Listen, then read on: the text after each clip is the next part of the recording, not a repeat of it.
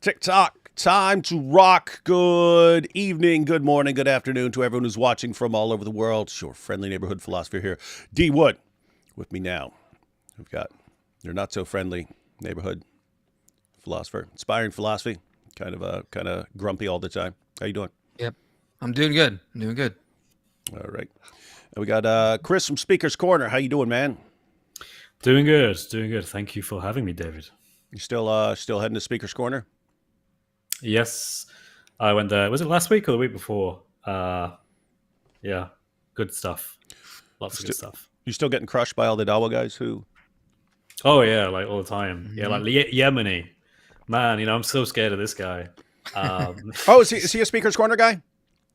Yeah, he is. Yeah. I've seen that he's telling people that I have apparently been running from him. But I went there October 5th or whatever. And he was not there, which was a big shame. He's running from you now. Why are you running from him then? It's a good question, David. I ask myself every night. All right, so we've got Yemeni. Yeah, so I wasn't sure who that was, but that's in the clips that Jai sent me, and of course we got Jai and DOC. How you guys doing? Hey, what's up? Hello. All right, Happy to be here. All right, so what are we about to cover? What are we about to cover? So there's two different Dawa camps. You could think of it as like Bloods and Crips of the Dawa guys, in terms of their responses to the Islamic dilemma. And one of them thinks that they have the right way, and the other thinks that they have the right way. And we haven't seen them exactly clash yet, but they're getting close. They've made comments about each other. Yeah, very strong comments, but yeah. It's going to happen. You got like the John Fontaine, Dawa over Dunya camp where they want to say that, yeah, the Injil and the Torah, these are completely different works that have been lost to history, but somehow appeared in Medina for a few decades or so. And then no one cared to preserve books that prophesied Muhammad, that went back to Moses and Jesus. So you have that camp trying to solve the Islamic dilemma. So they're saying the Quran is right. It is confirming these prior scriptures, but those scriptures are lost. Then you have, I would say, the slightly more sane, slightly less insane group, which is like Dean Responds. I think Orthodox Muslim is in that group, where they're saying, no. It is referring to your scriptures, but it's not completely confirming them. It's only confirming them where it agrees with the Quran, and then in other places it's subtly correcting the prior scriptures. So they redefine confirmation to mean selective agreement with whatever agrees with the Quran, and that's all the Quran's affirming. And the proof of that is when the Quran contradicts the Bible, that's the Quran consciously correcting it. And so the idea is because it's consciously making corrections, it must know the content of it. Therefore, when it says it's confirming it, it can't be contradicting those parts where it's, so it has to mean only the parts that don't contradict the Quran. So basically, it consciously edits it without verbally saying. It is consciously editing it. Yeah, pretty. So basically, assuming to know what the consciousness of Allah is thinking. Yeah, and that's kind of the challenge that gets put back on him. In fact, we just watched that last night, me and AP, on the 4v4 Christian women versus Muslim women debate. And when Muslim women were saying that our scriptures were changed and that the Quran is correcting them, they were repeatedly challenged. Where does the Quran ever say it's correcting the previous scriptures? Where? And then it was, but in the story of Lot, it's different in the Quran. Yeah, where does it say that it's correcting the story? It's different. Where does it say it's correcting it? So I only saw like a minute or so, but I clicked on a channel called EF Dawa the other day because they were discussing the Islamic dilemma, and someone called in and was like bothered by the Islamic dilemma and like which I think so. It was asking which response. It was asking something about which response he should go with, and they were saying, "Oh, so yeah, we have different responses, but they both work. Either one works. So we've got two responses that work." And it's like, Wow. wait, one response you have to make up imaginary documents that appear and disappear whenever needed, and you have not one shred of evidence that these documents ever existed. You're just making them up. And if you think that's okay, guess what? We could make up imaginary documents about Muhammad and say, yep, they confirm he was a devout Trinitarian Christian. We could make things up. So if you think that's okay, awesome, but don't change your mind later on when we just start making stuff up, making up imaginary documents and then what's in those documents. So that's one. One is you just start making things up and you have no evidence for them. And the other is we'll just reinterpret everything Allah says. And everything Allah says, we'll just say he means the opposite of what he says. And that's the other response that works. Of course, the problem is neither one of these responses is at all persuasive to a non-Muslim. What they're really saying, I just want to point out, what they're really saying when they say either response works is if you'll just grant any response, no matter how stupid and no matter how insane it is, and you'll just grant it because you'll cling to absolutely anything because you have no other way of getting out of the Islamic dilemma, then yeah, either one of those responses would work. But any response would work because you'll just, you can say anything you want. You'll go, oh, this is the proof. Oh, they've been defeated. So that's what they actually mean. And yeah, they got problems and here. both responses are right in different ways, but wrong in different ways. So like the Deen side is right that the Quran is talking about our scriptures, but they're wrong that the Quran is only like partially confirming them. That doesn't say that at all. Meanwhile, the John Fontaine side is right that the Quran is confirming prior scriptures, but they'll just identify them as completely different lost documents no one has ever heard of, vanished without a trace. So it's like you put them two together, they contradict each other because they disagree on what you mean by confirm. They disagree about what the Quran means about the prior scriptures. They're completely contradictory in how they're trying to solve the Islamic dilemma. So they can't even mesh together. Like as Jai was pointing out, like they're eventually going to have to start fighting about this because they're on completely different pages on how to solve the Islamic dilemma.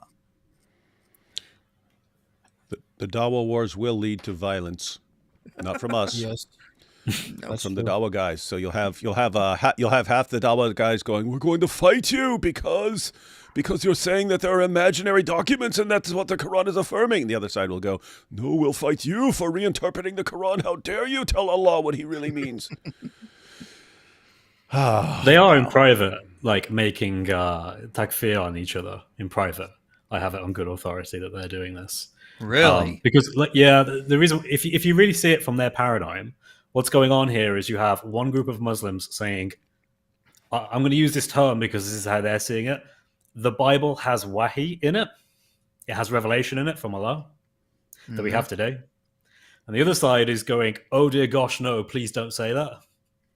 So you understand that there's a lot at stake here, because if Muslims go around admitting that our scriptures, at least in part anyway, are from God, then that opens up a whole avenue of problems that they had hoped that they had squished in the past, right?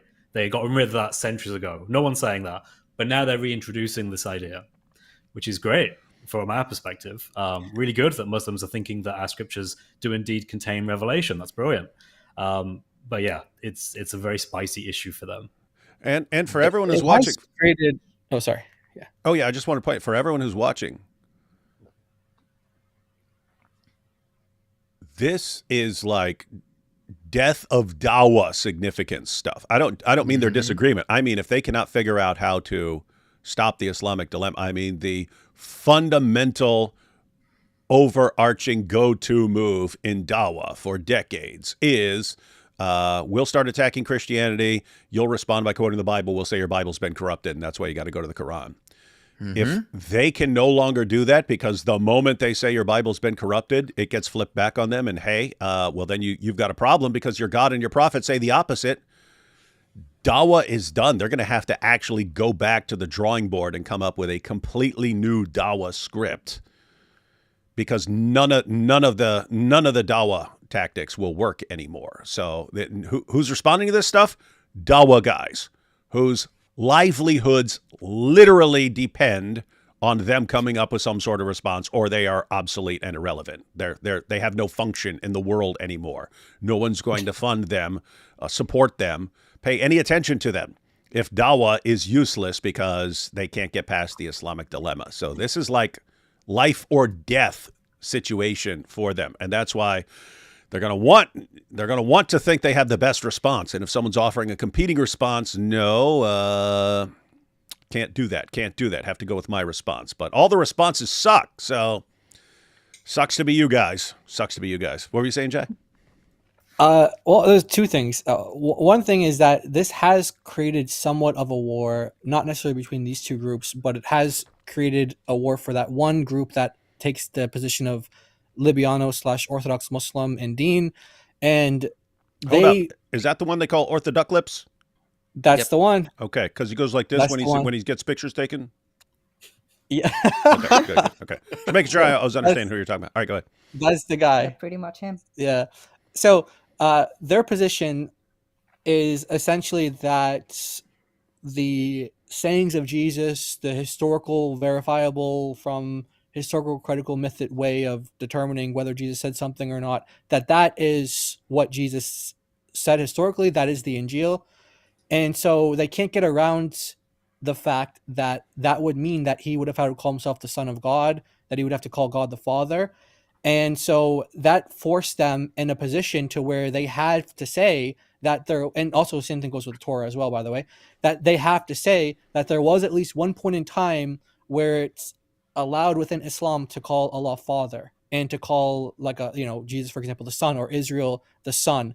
And so that has caused a war between the Muslims because obviously the Quran doesn't allow for that at all. You don't get that impression when you read the Quran at all. You can ever call yourself a son of God or a child of God or call God the Father in any way. So this has actually caused problems, and this group is they're dubbed the Fatherites by the other Muslims. They call them the Fatherites. It's not heretical, by the way. Yeah, and you should call them the Daddyites. The Daddyites. Yeah, Daddyites. And yeah. But yeah, and then the other point that I want to say was like that what David was just saying now, which was that these guys their careers really do depend on this stuff, and these guys really fight hard for their careers. I was listening the other day on a session where someone had recorded like them on TikTok or something, and these guys were just the way they talk about each other, and it's in a public setting. It was like on TikTok, anyone could go there, and the way they talk about each other is like insane. So I was listening to IP once, and he was saying, I would love to be put out of business by you guys. I want you guys to raise up, keep making Christian channels, keep making Christian apologetics. Mm-hmm. I want it to be so I can't, like he was saying, I want to be put out of business by you. Like, he's like saying it in like it's just a way to say. You were saying that, IP? Yeah. I was saying that, like, I want so many Christian apologist channels that there's just not enough donations to go around, that I have to get like a part-time job stocking shelves. I think that'd be great. Yeah, I've been saying that for years, that people like me had to learn like how to use a computer and the internet and social media and stuff when I was already old. And I said, there's going to be a younger generation who grows up in it, and they'll eventually make me obsolete. And that will be awesome. And that I will gladly just become a cheerleader at that point. I will be a cheerleader. I'm not gonna wear a skirt and pom poms and stuff like that. But I'll be a male cheerleader. I'll be a male cheerleader, cheering on everyone else as they preach the gospel and crush Islam. So that'll be awesome. So it's good. It's good. Me and IP will retire and become cheerleaders. Mm-hmm. So there you go. You have two Christians that are like leading the way in apologetics towards Muslims and Islam, and IP in other ways in areas that you specialize in as well, not just in Islam, but in other areas too. That's your attitude. You want Christians to come up. You want them to, but the Muslims, when you hear them talk, they view each other as competition. Mm-hmm. And they try to say, he learned this from me. He wouldn't be anything without me. And I'm his daddy. I'm his daddy. That's what they say. They say, I'm his daddy. He's my son. Yeah, you sent me that clip. That was Jake the Muslim Metaphysician. Yeah. And no, he learned that from me. No, he's better than you. No, but I'm his dad. I'm his dad. No, he gets more views than you. Yeah, but he learned it all from me. There's that. And then, I mean, at least it was cleaner than when I heard who's that guy? Central Dawa, and he was arguing with his fellow Dawa guys, and they're all like, "But why are you sending penis pics to all these Muslim ladies that you meet on TikTok? Well, you do it too, yeah, but I'm not pretending that I'm not." It's like this is like Dawa planning session. Classic I've Dawa. seen Christians use my arguments. Like I popularized a paper on age of marriage in Palestine by Amram Troper, and a book by Michael Satlow. And I've seen Christians using those sources.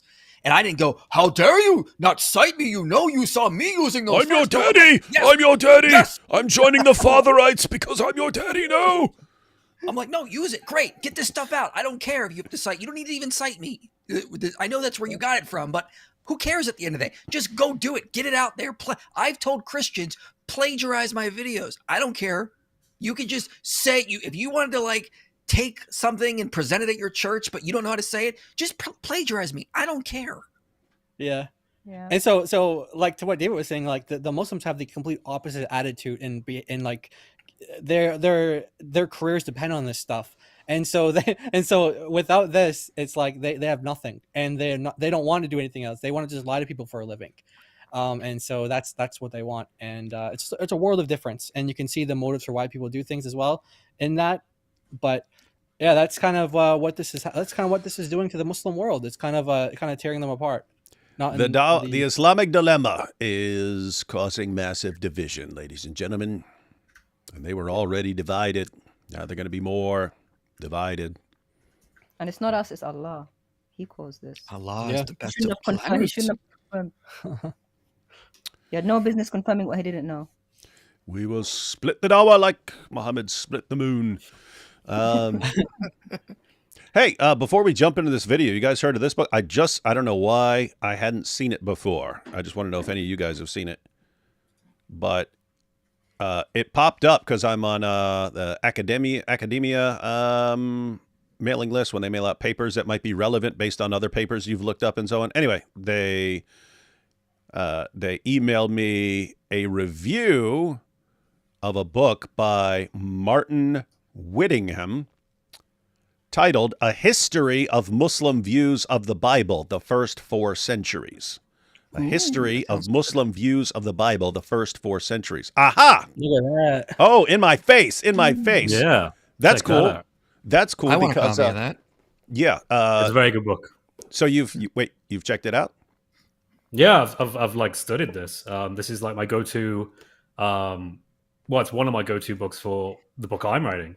There's a lot of reasons why. One particular thing, if I can just... Oh, okay. So it actually gives you all of the positive verses. You're not really going to see this on camera. But it actually gives you pages of all the positive verses that talk about the previous scriptures. And it's just page after page.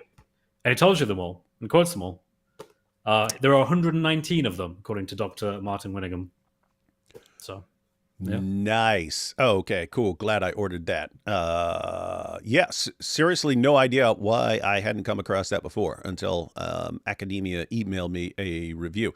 So does he go through like quotes from Muslim sources about what they're saying over the centuries, first 4 centuries? Yeah, That's what it sounds. That's what the title sounds like it's doing. Yeah, sorry, I went to like an obscure thing, but for me that was quite interesting. But yeah, he does. The main point of it is, hey, look, if you look at the first 3 or 4 centuries of Islam, you realize that there is a wide, there's lots of different views, but they're not unified. They can't really come to a consensus as to exactly what they should do regarding the previous scriptures. They know that there's contradictions between the Quran and these scriptures. Some of them are just going to say, actually, you know what? It's just a matter of interpretation. It's like Tarif al-Mana. They have all these different interpretations. Others will go a little bit further and maybe say, well, the Christians and Jews, what they have in their area that they happen to be in, they've distorted this particular copy, and we shouldn't trust the Christians, and therefore we should be very skeptical. But there are some scholars like Ibn Qutaybah, for example, who I believe is from the 9th century, who actually has his own work about hadith where he quotes from, for example, the Gospel of Matthew, and he quotes Jesus' words there, and he uses it as a valid point. He actually calls it the authentic Injil. he uses these points from our Gospels to validate certain seemingly contradictory hadith. So, in other words, he's looking at the Quran, the hadith, the Sirah material, and our Gospels and the Torah as valid sources for establishing Sharia, which is kind of fun. Which is exactly what you'd think it was if you read the Quran. Christians judged by the gospel. And then and right after it says Christians, people of the gospel judged by what Allah hath revealed therein. Next verse says Allah has given a law to different groups so that they will be different and so on. So what are we supposed to judge? What are we supposed to judge and get our decisions from? Well, the gospel. If any of you guys want an e-copy, I got one, just so you know. Of that nerd book? Mm-hmm. Yep. Super nerdy, man. But it's good, though. It's really good. One thing he points out as well is there are actually scholars that quote from our Gospels, but they understand the implications of what they're quoting. So, for example, where Jesus calls God his heavenly Father, that's obviously very problematic from their point of view, but they also want to quote it. So they quote it, but then they change it to be something else. So instead of saying, Allah. Yeah, basically it's like either like Heavenly Father is either like Allah or Lord of Heaven. Like they rephrase it because they're aware it's problematic. So they don't have an answer to it other than it can't possibly be what the Christians are telling us it is. So although we think they have it and this is it, we're just going to take a more Islamic view of it and just rephrase it slightly, which is kind of funny. But yeah. All right, nice. All right, so read this next. Yeah, I'm gonna check it out. I got it on its way. Supposedly gets here on Friday, so I'll be checking that out. All right, I'll take these first couple super chats, and then we'll jump into this video. This stream has been nothing but lies thus far, and it's I choose the cow and Mike Winger. The Injil was in the hands of the Zut, and Muhammad went to retrieve it. You see, this is the proof. Oh, hey, maybe that could be the point of the video game, Chris, is Muhammad's actually out there to find the true Injil and Torah that John Fontaine says was existed out there. And the Thud are like, well, it's going to cost you.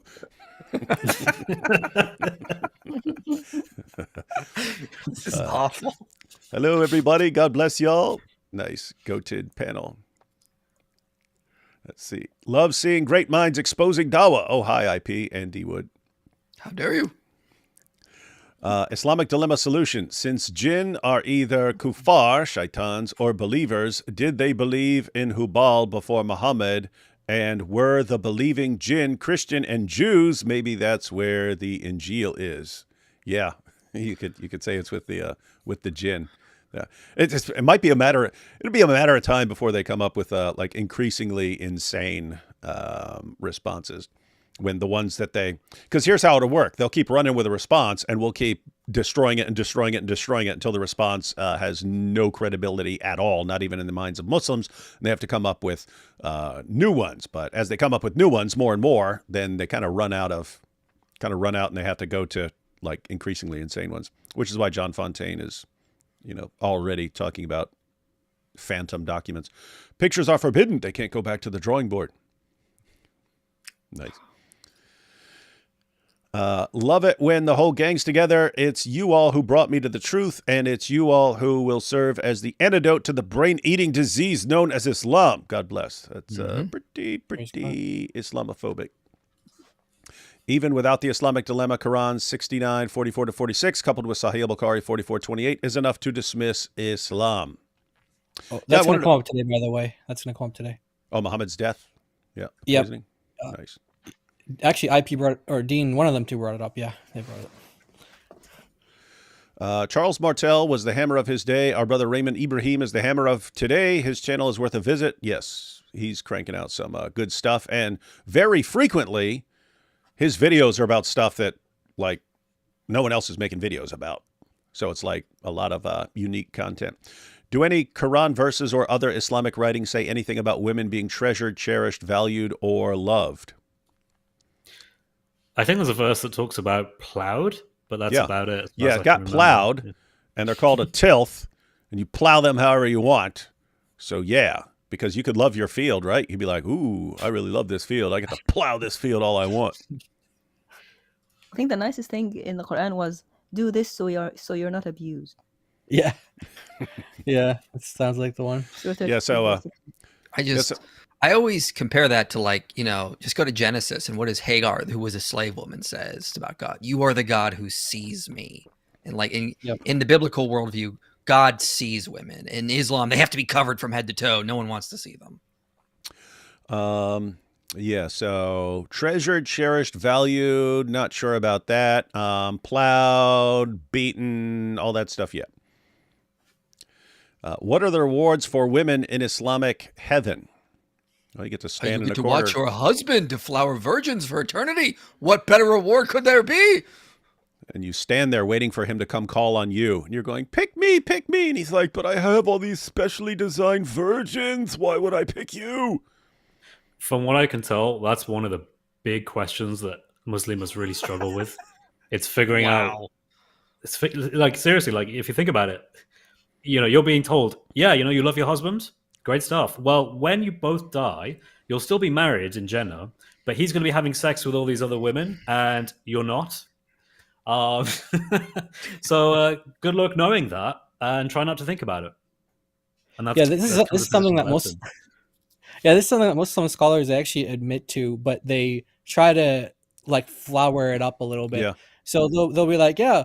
Everybody knows what they're trying to men flower want. up the deflowering. Is that what you're saying? Yeah, exactly. Yeah, right. Yeah, they're like, everybody knows what men want, right? Everybody knows every man just wants to have a paradise full of so that's obvious. So that's why the Quran talks about that. But women are so different, and so Allah can't fit everything that all the different things that women want in the Quran, and so that's why it's not mentioned at all, because Allah just can't. So it's like, and that's, they actually say those things, like Muslim like preachers and stuff. They actually, so what they're doing is they're actually admitting that there's nothing in there that talks about promises to women specifically.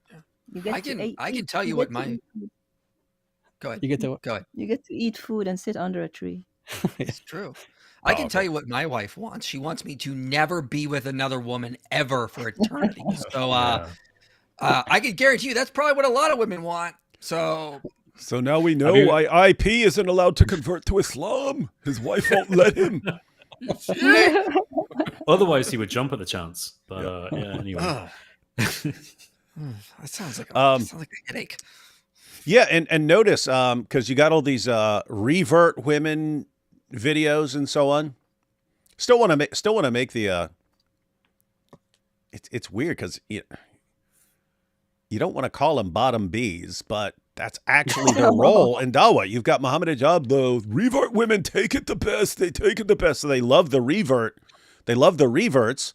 But then as soon as a woman, especially like a blonde-haired woman, like reverts, then they instantly start having, yes, crank out more videos to get more women to revert and tell everyone how awesome Islam is. What are they doing? That's the exact strategy of a pimp.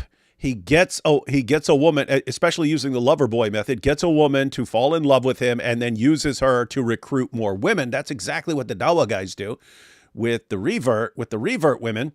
But anyway, notice you've never in your life seen a video by one of these revert women who's like, yeah, so then I found out that if I convert to Islam, I get to marry a husband and he gets to marry multiple wives. But then when we eventually go to paradise, I'll still be his wife and I'll be standing in a corner while he enjoys his dozens and dozens and dozens of specially designed sex machines that I compete with for all eternity. And he doesn't care much about me anymore because he's got all these better women.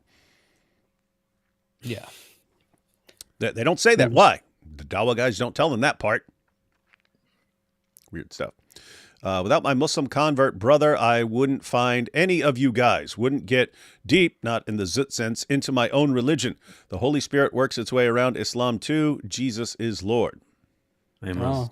Yeah, a lot of people only start looking into this because like some relative or something converts and so on. Trump actually did it. Yep. Yeah. Yeah, I hope it lasts. We'll see. But it's good, awesome getting the hostages back and so on. I'm from northern Nigeria, and I feel called to do apologetics, especially polemics. Wow, northern Nigeria. That's a dangerous Wow. call. And I feel called to do apologetics, especially polemics, since many around me, friends and family, are Muslim. I know it could cost me my life, and I've accepted that. Okay. That's part 1 of 2. I would love to build a family, but fear putting them at risk or leaving them behind. Like Charlie Kirk, you guys have blessed and inspired me greatly. I seek your opinion and advice. Well, just keep it. That was the exact situation that that the early Christians were in, and that's what Paul talks about. You know, you're in a dangerous time of persecution and so on. Do you get a family? Rough call. What are you guys' thoughts on all Here's this? what I would say: just pray a ton and let Christ lead you. I mean, like most of us didn't start our channels like expecting to be as big as we are now or doing as much as we are. My goal was to make this video. Then my goal was to make the second video, then to make the third video. I just focused on small steps. So do that. What are the small steps you can start doing now? Pray about it. Let Christ lead you. When you make those small steps, he will allow you to make bigger steps. So one step at a time, one day at a time, and let him use you. And then you will be amazed at what comes from that. Well put. Yep, exactly. Yeah, and yeah, I would say it's almost like you have to pick. If you want to have life with a family and stuff like that, you might want to relocate to a safer area or something like that. If you are like intent on doing apologetics until they martyr you, you might want to plan otherwise. But yeah, those are the calls. You have to decide what you want to do. Let's see. D Wood, play the Scottish Korean bacon guy Sky News interview. That's amazing. Okay. Let me see. All right, here we go. I found it. Had it from a while back. Wow. That was quick. I mean, the reason I've got bacon on my shoulders is because the terrorists are a charming lot and they threaten to behead me every single day. So a little bit of protection. But I've got to say, I'm from the UK. We have the threat nearly every single day from Islam invasion. Our second biggest city, Birmingham, is already majority Muslim. Our mayor of London is Muslim. And the new Home Secretary, Shabana Mahmood, is Muslim. This is seriously Islamophobic, everyone. So we do not endorse anything. We do not endorse any of this, but we'll let him finish. Unlike Sky News. And I just have a very clear, simple message to Muslims, which is stop worshipping a pedo warlord who's the Bonnie Blue of the 7th century, sleeping with 30 Al Zoot men, who married a six-year-old and slept with a 9-year-old. And there's only one culture that pours acid on women's faces. There's only one culture that makes women cover their faces so other men don't rape them. Been told we do have to apologise for what was just aired, those comments earlier. Thank you for apologizing, Sky News. I'm amazed it managed to continue for that long. Surely there's someone there who was just like, cut the stream, cut it now. For all that is holy, cut the stream. It is seriously impressive that he got all that in. Then they cut it out, but not before he managed to download it. Funny. Yo, David, why did you change our usernames? Mine is supposed to be Inspiring Minecraft. This is literally it still says Inspiring Minecraft. What are you complaining about? You still got Inspiring Minecraft, man. Canned Ace messed with the wrong Jew. Saw on Rita Panahi show that Josh Hammer, good lawyer with better lawyer friends, is looking into defamation. Yeah, I saw that. Stuff's a matter of time. If you just blurt out every stupid thought that pops into your head and you start accusing people of stuff when some of it is would literally take you 2 seconds to find out how stupid what you're saying is, you're basically begging to be sued. And now it's fine. What is going on? Oh, what? I don't know. My coworker told me jihad is manufactured. What do you mean it's manufactured? Like they Probably manufacture somewhere weapons? in Birmingham. I don't know. All right, we ready to check out this video? Real quick, can you put up my screen? I just want that book you were talking about, Chris. I got a PDF of it. Holy crap! He lists. There's so many pages. He did all the work for us. He just has all these pages. So you've got this on a PDF file? Yeah. Look at all the positive views about the prior scriptures in the Quran. It just keeps going page after page after page. I mean, there's so many verses about the prior scriptures that are in a positive light. I just think that's wow. So good resource. I'm glad I got this now. Yeah, go ahead and send me that PDF. Normally I wouldn't want to steal someone's stuff, but since I already bought it, I guess I have the right. And fair is fair. I'm ordering a hard copy too. But yeah, it's good. It's good stuff. All right, everyone. Let's go ahead and check out what we got here. You want the heavy hitters. You said to all the top Muslims. Now, this is really confusing. Hang on. We got the three guys, Hamza, Yemeni, and the dude down there. And then beside that, we got GodLogic, IP, Giant DOC, Chris, and D Wood. And then we have them on the screen. Yeah. For those who don't know what happened, we were doing a live call-in show on Avery's channel, on GodLogic's channel. These guys decided, well, instead of coming to talk to us directly in the stream, they started streaming us live and were responding to things we were saying. So Avery called them out live and pulled up their stream on our stream. And then their response was, shut down your stream and come talk to us on our stream. Like, smart. Bro, you guys are the ones leeching off of us. If you wanted a conversation, you knew this was planned. You planned to stream around it. What are you doing? And don't forget, we had like 4,000 live viewers. And they had like 400. Yeah. And they were telling us to shut down our stream. They were totally leeching off us there. Yeah. Totally we had 4,000 leeching. viewers. They had 4. And And Which was them. bring all your fans over to our channel. Nice try, guys. Okay, I'll go ahead and play this this first bit here, and then you guys can explain it, and then we'll watch it again, since this is like a little 20 seconds or something like that. Let's see this first part.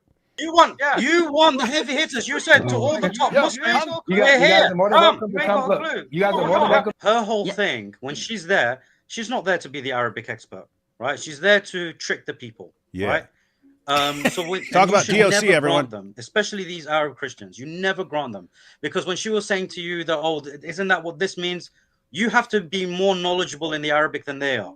Go to good luck. Good luck with that Wait, one. what? Surely that doesn't work eventually. Like, you can only be so knowledgeable. But okay. It's also funny. It's also funny that I mean, you have these guys and they constantly lie and, oh, but in the Arabic, oh, but you don't know the Arabic, and DOC crushes them on the Arabic, and we can't trust her on the Arabic. She's just there to mislead you. So I mean. It's kind of a hilarious situation that, oh, you guys can't understand Islam. You're not allowed to comment. You're not allowed to say anything. You don't even understand it because you don't know Arabic. Okay, she knows Arabic. Well, she's a liar. Don't trust her. Don't believe her. It's like, what do you guys want? You just want no one to respond to your lies. That's what you really want at the end of the day. And you get enraged when people respond. So there was a guy who called in, a Muslim who called in on Avery's stream. And after the discussion with us, he went over to their stream to complain. And they gave feedback, and Yemeni was criticizing him, saying, don't challenge them on the Arabic unless you know it better than they do. Oh, funny. So he was kind of insinuating that he knows Arabic better than us, and we're not like in this like competition, like who knows Arabic better? But that's what he said. He's saying that unless you know Arabic better than them, then don't do it. So we're saying, okay, let's see what his Arabic is like. Let's see his level, and that's what this video is basically about. So their Arabic guy, he specifically called out DOC, so we let her do this part, and yeah, you guys will see. I recorded my impressions of what he read. Yeah. Okay, so just to be clear, someone jumps over on our live stream, gets schooled on the Arabic, then runs over to their stream, and then gets rebuked. Hey, you shouldn't be tangling with her. You have to be a master of Arabic. You have to be a master of Arabic before you're going to raise any challenges against what she's saying, and therefore he must be the master of Arabic who can refute her. Is that correct? That's what I understood. Yeah. By the way, you don't need to be a master. You just need to be able to read. But very difficult for these Muslims. Which is very difficult because they live in the West. They're probably second or third generation. They probably know the alphabet, and that's it. Like maybe went once a week to some school. So this, for any Arabs listening, will be like, this is ridiculous. It's like asking you guys to be masters in English before you read a book. It's like, you just know it. It's just a language. I love that. I love that. I love that retreat, by the way. I've always loved that. Like ever since I started learning about Islam, it's the religion for all people. It's so easy to understand. Okay, I'm reading it. It's not making sense. Well, you need to know Arabic, and so you just need to trust us. Like, wait a minute. I keep catching you guys lying about everything you say, and then you're telling me to trust you on these big issues that involve my salvation. How about no? Because how about no? Jordan Peterson. So he is able to get away with his like facade and his pretend to be an expert in Arabic on his panels, because no one on his panels knows Arabic, so they don't know how to examine or evaluate his Arabic. And we didn't really know about him. I think I saw one video of him in the past where he was threatening people at Speaker's Corner. Then I saw one discussion at Speaker's Corner, and that's all I really know about him. Didn't he threaten Chris? Well, he didn't threaten Chris, but he threatened basically anyone at Speaker's Corner. Oh, anyone. Okay. Yeah, basically anyone who insults Muhammad. And by the way, he's like 5 feet tall. He's small. Wait, who, Yemeni? Yemeni. The guy in the middle there. He was threatening people, physically threatening them. Yeah, he said. Wait, for anyone who insults what, Muhammad? Yeah, Chris, why don't you tell? Because Chris was there. Yeah, so I was a part of his live stream in the backstage to be a moderator, and then I wasn't even a moderator in the end. I was just in the backstage. Supposedly, they wanted me to police the comments, and they got upset with me because there were too many people saying naughty things about Muhammad. This was apparently my fault, and he responds addressing the audience during the debate. He just stops and he says, "Look, you guys are saying all these things about Muhammad. If you do this, I am actually." Let me phrase it how he said it. He said like, I am not a Christian. I'm a Muslim. I'm not afraid to make a threat against your life. In fact, I am doing this like I'm not being hypothetical or metaphorical. This is a real threat against you if you do this. He then made another stream after this where he doubled down and said, yes, I stand by my words. I completely don't take away anything.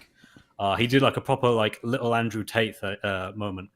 But I made a video on this and then I flagged it to YouTube saying, look, this is obviously like incitement to violence.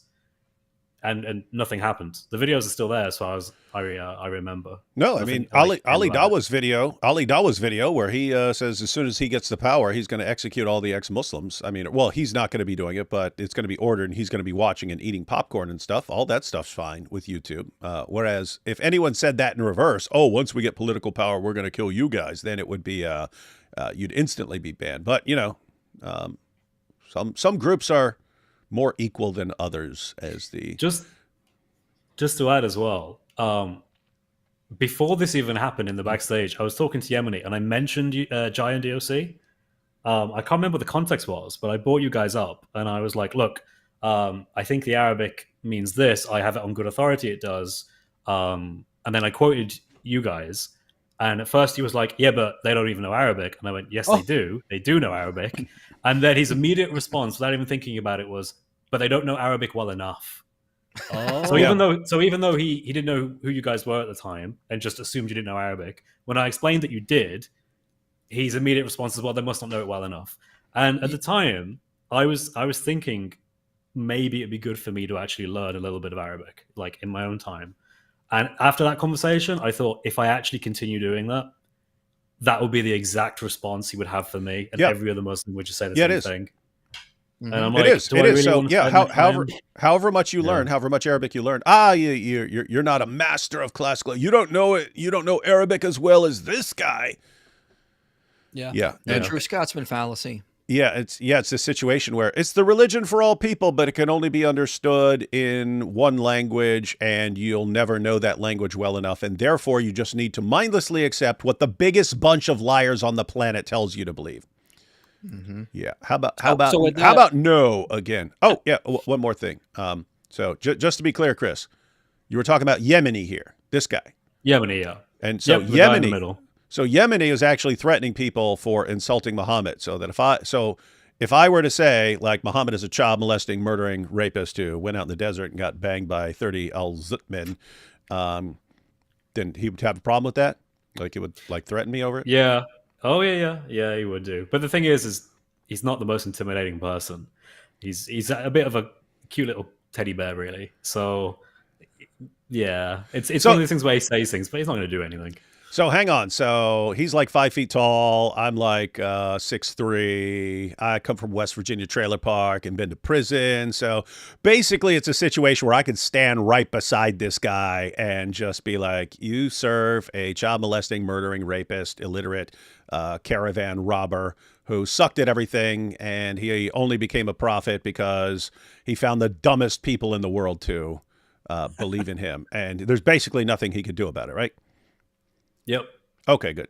Hey, Yemeni, better get an army, man. Better get an army. Go with the Houthis, man. You're from Yemen. All right. Yeah. So yeah, that's gonna. Thanks for that, Chris, because we didn't know that. So that's gonna make this a bit more sweeter when you guys see it. Yeah, you will definitely see he was projecting with this not knowing enough business. Yeah. We'll watch that little part over again now that everyone understands the context here. The heavy hitters, you said to all the top Muslims, You we're here. guys are more than welcome to come. Look, you guys are more than welcome. Her whole thing, when she's there, she's not there to be the Arabic expert, right? She's there to trick the people, right? And you should never grant them, especially these Arab Christians. You never grant them, because when she was saying to you that, "Oh, isn't that what this means?" You have to be more knowledgeable in the Arabic than they are. Go to Ibn Kathir. Good luck with that. Good luck with that. Just think about what he just said, though. It's because he's talking to a Muslim. DOC breaks down the Arabic for him. And then it's, well, you shouldn't be discussing this stuff until you know the Arabic better than that. Wait, you can't you can't get to the bottom of this. You can't evaluate arguments and understand the Islamic dilemma stuff unless what? You have to go out and become much more knowledgeable about a language. You have to. This guy has to go to school and like get years of becoming more of an expert in Arabic, so that he will understand that this fundamental basic problem that none of them can get out of, and they come up with the stupidest explanations ever. Somehow you'll eventually, if you just learn Arabic well enough, then you'll understand that the Islamic dilemma is not a problem, but you won't be able to explain it to anyone. This is stupid.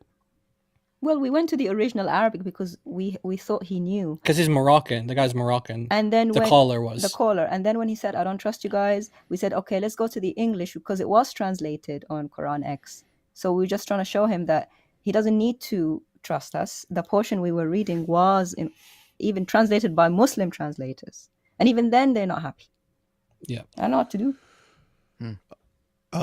Got a comment here. Please review Shabir Ali's response to Islamic Dilemma on the channel Samuel Green. Yeah, I saw something pop up. I think it was like 4 or 5 people who are going to be discussing the Islamic Dilemma. Anyone check that out? I know about it, but I haven't watched it yet. It's on my list.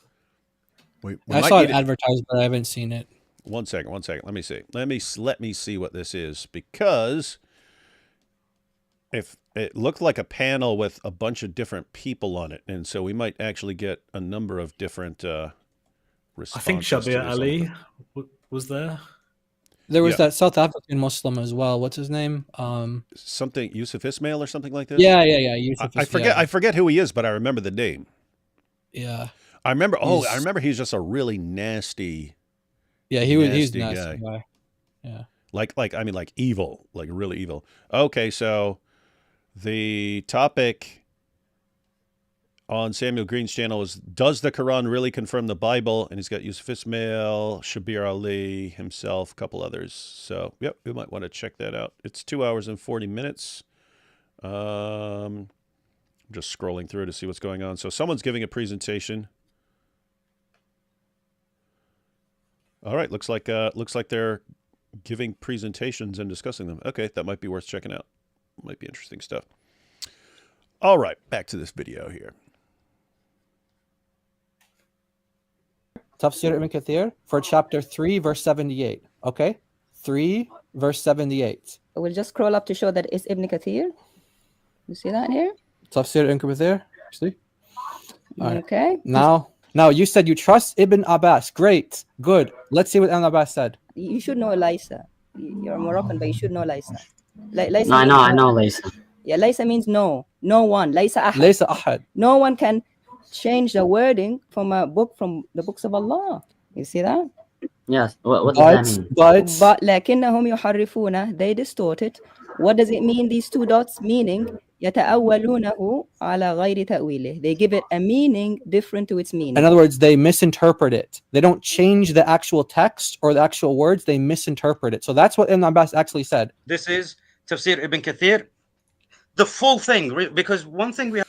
Okay, so if I'm understanding the trajectory here, so that was the clip of DOC and Jai explaining 378, yes. Specifically the commentary on 378, what Ibn Abbas said there, and then Yemeni here is going to correct you. Is that Correct.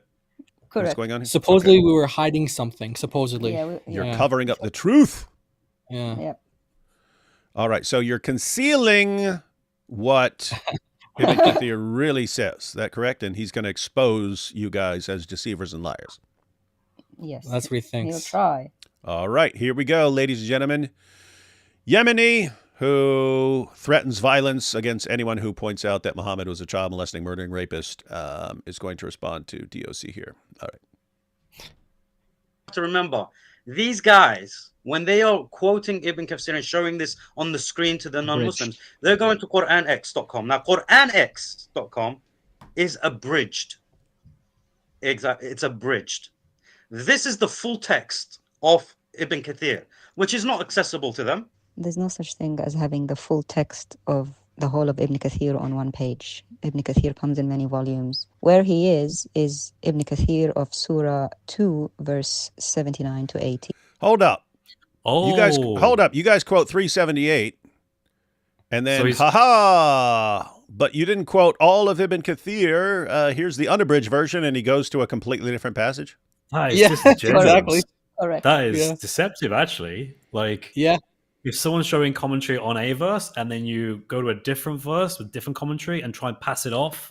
They left this out. Why are they quoting that passage, but they left this out on a completely different passage? Interesting. And for everyone who's watching, it's just important to understand why we go to the commentary on 378. It's because Muslims love to say that Ibn Abbas claimed that the previous scriptures were corrupted, and yet you can find other quotes by Ibn Abbas where it sounds like he's saying the exact opposite. So either people are misinterpreting him, or you just have competing traditions and you don't know which one is correct. But either way, you can't just say, "Oh, Ibn Abbas says this." Especially the basic problem with that is we're quoting Allah and Muhammad, and they're going, but Ibn Abbas. We're saying, yeah, Allah and Muhammad. They go, but Ibn Abbas. We say, yeah, Allah and Muhammad. They go, but Ibn Abbas, he trumps them. We don't care what Allah says. We only care what Ibn Abbas says because we found a passage where he says what we want him to say. And we say, yeah, but here's a passage where he says the opposite of what you want to believe. So what's going on here? And then what happens? They quote Ibn Abbas, this passage from Ibn Abbas in Ibn Kathir's commentary on 378, but they didn't tell you what Ibn Kathir says in 279. This is bad, man. This is stupid. I can already see nothing he says here is going to refute the point, right? Nothing he's saying. No. That is a good prediction. All right, here we go. Shown here, which is quite a different page, surah, and verse to what we were showing earlier. What we were showing to the Muslim caller was the Ibn Kathir of Surah 3, verse 78.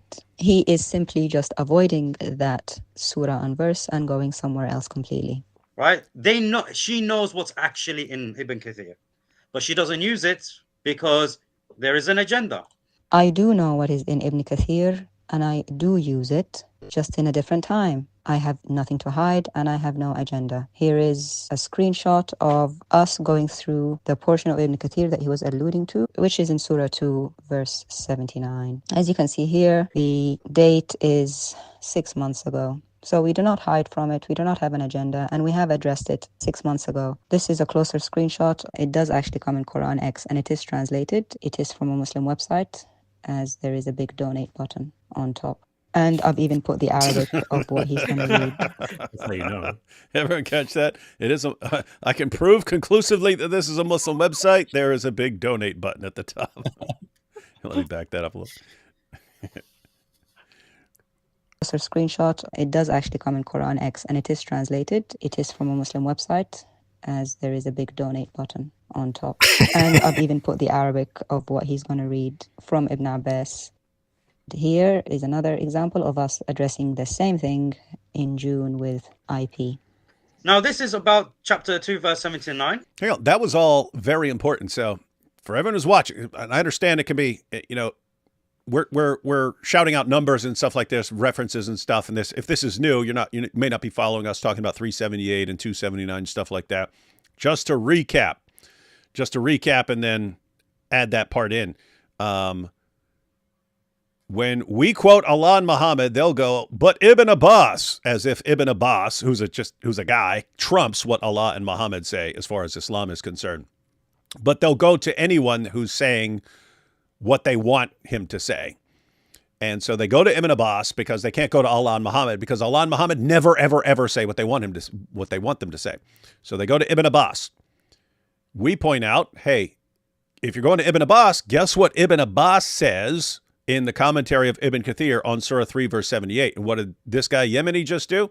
He goes, oh, haha, she's leaving out what Ibn Kathir says.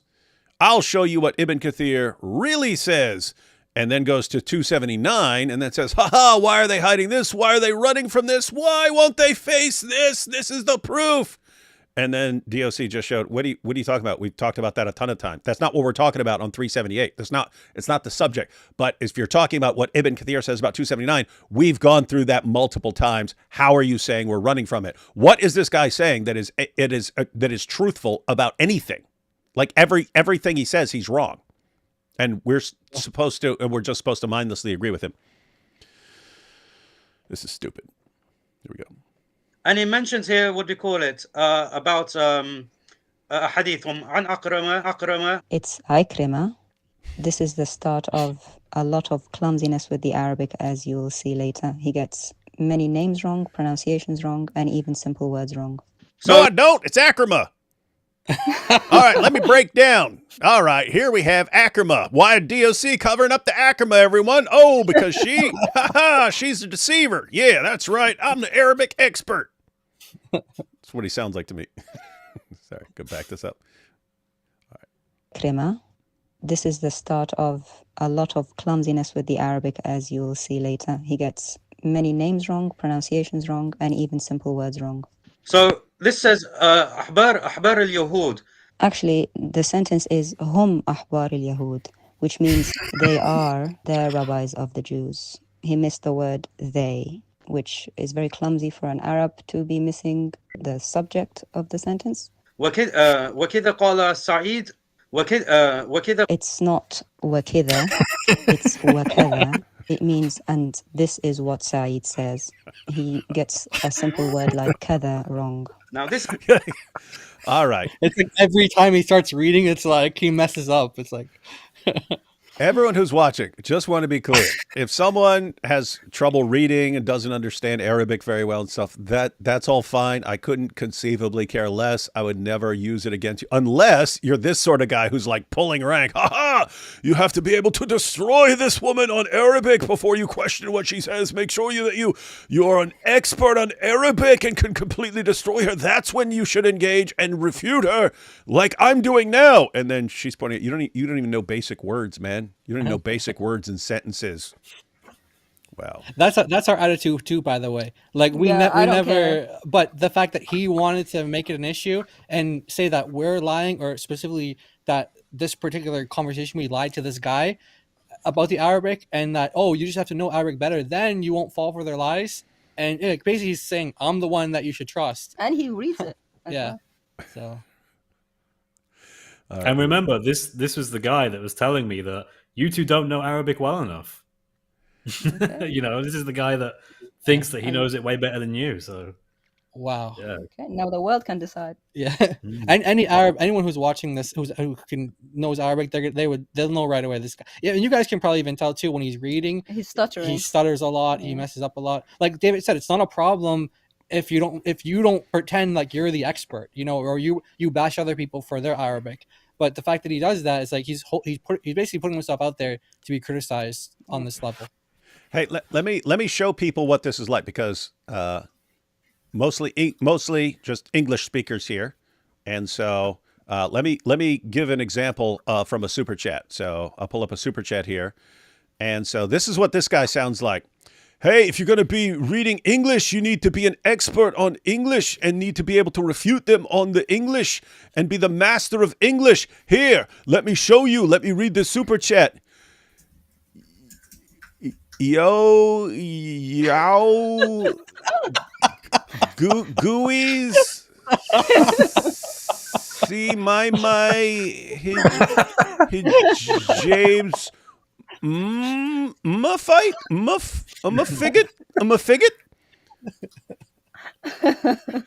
Figget.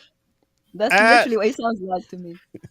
At the end, he admitted that he died the figget to pay off his coward Cassis. so this is the guy who claims to be destroying DOC.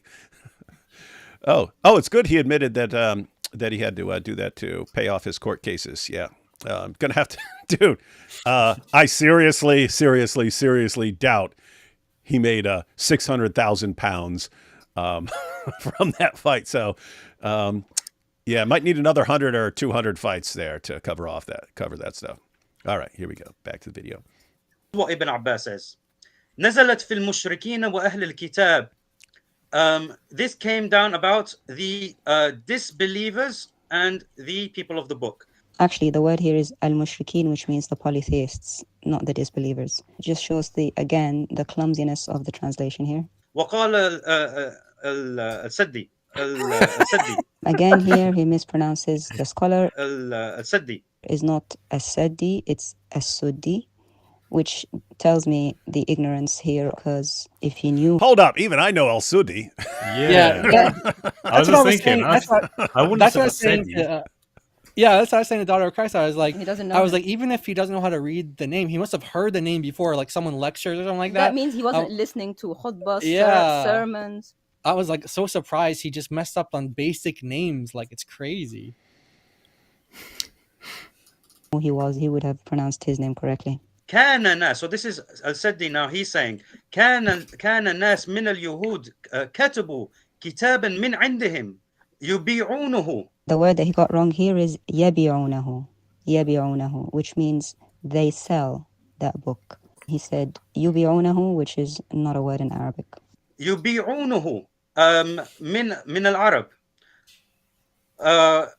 ويحدثونهم إنه من عند الله. Okay. The accurate Arabic here is ويحدثونهم أنه من عند الله. يحدثونهم إنه من عند الله. The sentence means, and they tell them that it is from Allah. He put a word meaning about in the middle of that for no reason. This is a weird situation, because a lot of you who are watching are going to feel bad for the guy and be like, why is she picking on him? Why is she bullying this barely literate dude who can barely read words off a page and is fumbling over every single letter? He brought it on himself, guys. He brought it on himself. You have to be the expert in Arabic like me. Here, let me read words for you. Wow. He's saying there were people from the Jews who wrote a book from themselves, and they sold it to the Arabs, and they said that it is from Allah. That is correct. We have no issue with that. It just means that some people wrote a book from themselves, which anyone can do at any time in history. فأخذوه به. So فأخذوه به. It's not فأخذوه به, it's فيأخذوا به, which means so they take with it. He stops in the middle of the sentence. What he should have said is فيأخذوا به ثمنا قليلا, which means so they take with it a small price. So if this is the resident Arab speaker, this is very poor. He cuts sentences in the middle. He mispronounces his words. He inserts words from himself, and he mispronounces scholar names that are quite well known. Welcome to Dawah. Have you made this like into its own video? Is this like on your channel? No. We just did it for this. Totally for should. this Yeah, we shit. just did it for you No, guys. you should totally. You should Yeah. and then you should do is like at this point in the video, you need to cut in that Simpson meme of the kid going, "Stop, he's already dead." Oh boy.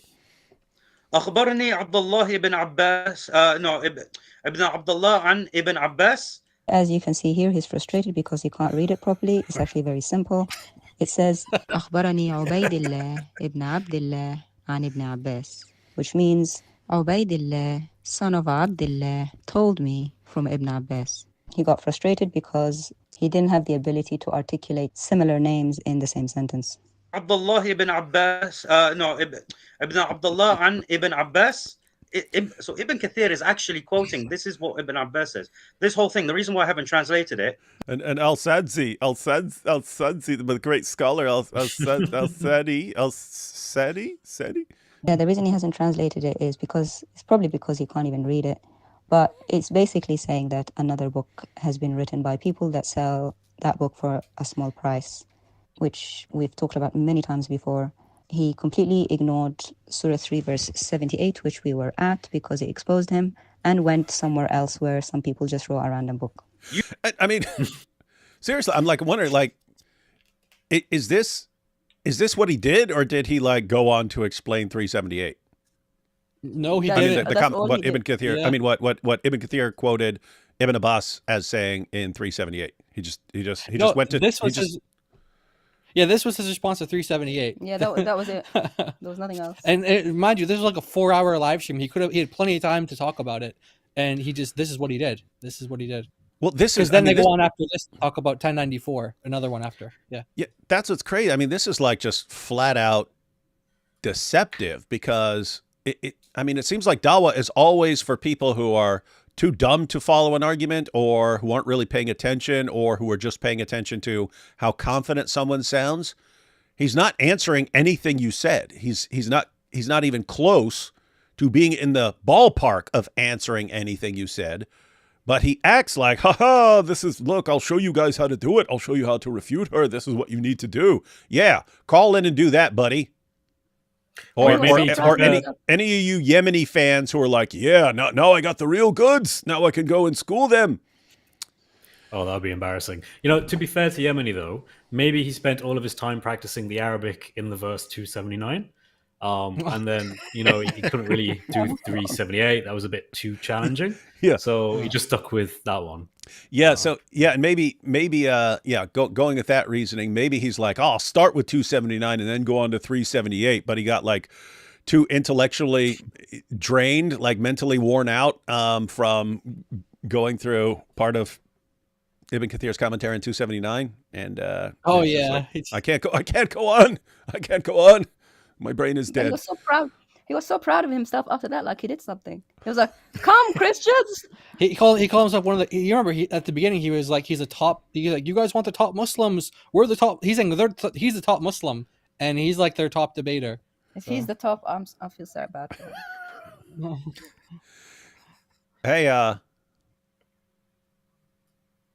Hey, dude, you should call in when we're live on Giant DOC. We have a live call-in show over on Giant DOC's channel. Yeah, Saturdays. welcome. Is he welcome to call in and humiliate DOC? Yeah. In fact, Hamza told him to come to us, and he said no, he wouldn't. I wonder why. I agree with Chris and IP. You should make this into a standalone video. Okay. Mm-hmm. Good little stuff. Yeah. Good little stuff here. You have to be more knowledgeable in the Arabic than they are. Okay. Good advice. Good advice, Yemenite. Always be more knowledgeable in Arabic than the woman you're responding to. Otherwise, you'll just get embarrassed. Good advice. Good advice. Now go get a mirror, buddy. Go get a mirror. So now we're switching from one of the Dawah gangs to the other Dawah gang, and this is the conversation. This is the next episode. Yeah, the next episode. This is with IP, Than, a little bit of Joshua Sajwadi, and then Dean.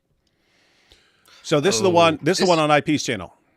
Yeah. And I just had to note that these are generally in chronological order. Generally, I'm using generally how they're defining. Generally. I know. Yeah. I find it So funny. it's not actually, but it's just to Generally, that's all that matters in the world. Yeah. All right, here we go. So everyone, this is from a live stream on IP's channel where Dee's Response called in to refute the Islamic dilemma. Fun stuff. Die Zoot. I believe the Torah is the. Hey, what happened to Dean, by the way? We were talking about. We did a show on what his claims about Isaiah 42, and he showed up and challenged me to a debate. I said, "Come on, just come on my channel. We'll have the debate." And then never heard from him again. What's going on, Dees? Thought you wanted to debate Isaiah 42. Pick a day. We'll debate Isaiah 42. Pretty simple. You can give your presentation. I'll give my response and crush you.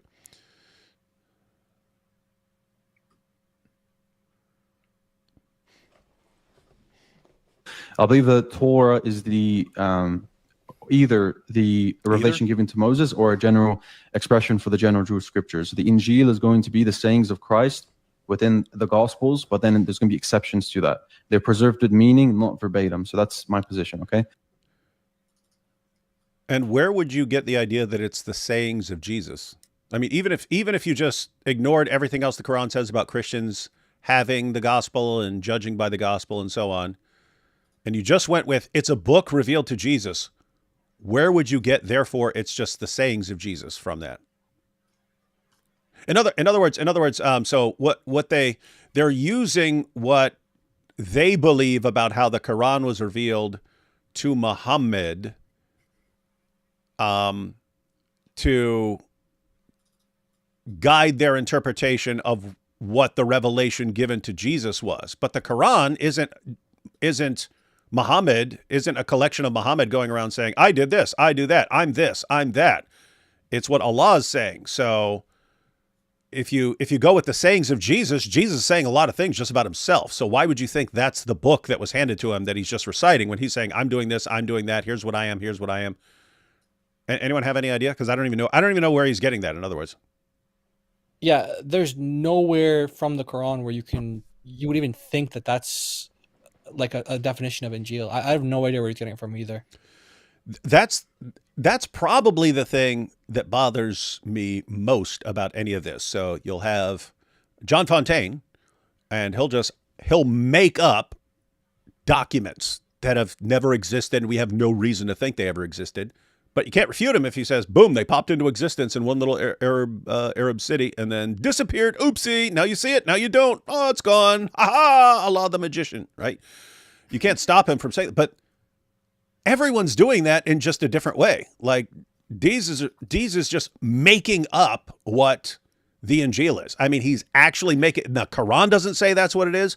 Nothing in history says that's what it is. But I'm going to say what it is. What's that mean? It means you're just making up what it is with no evidence at all. And you're fine with that. You're fine just making up what Allah is saying with no evidence at all. Exactly that. Ultimately, it's arbitrary. It's ad hoc. It's you start with the Quran and you circle back to the Quran, like IP has pointed out on his channel. What Dean tries to do is he tries to be like, okay, we can't just live in a bubble.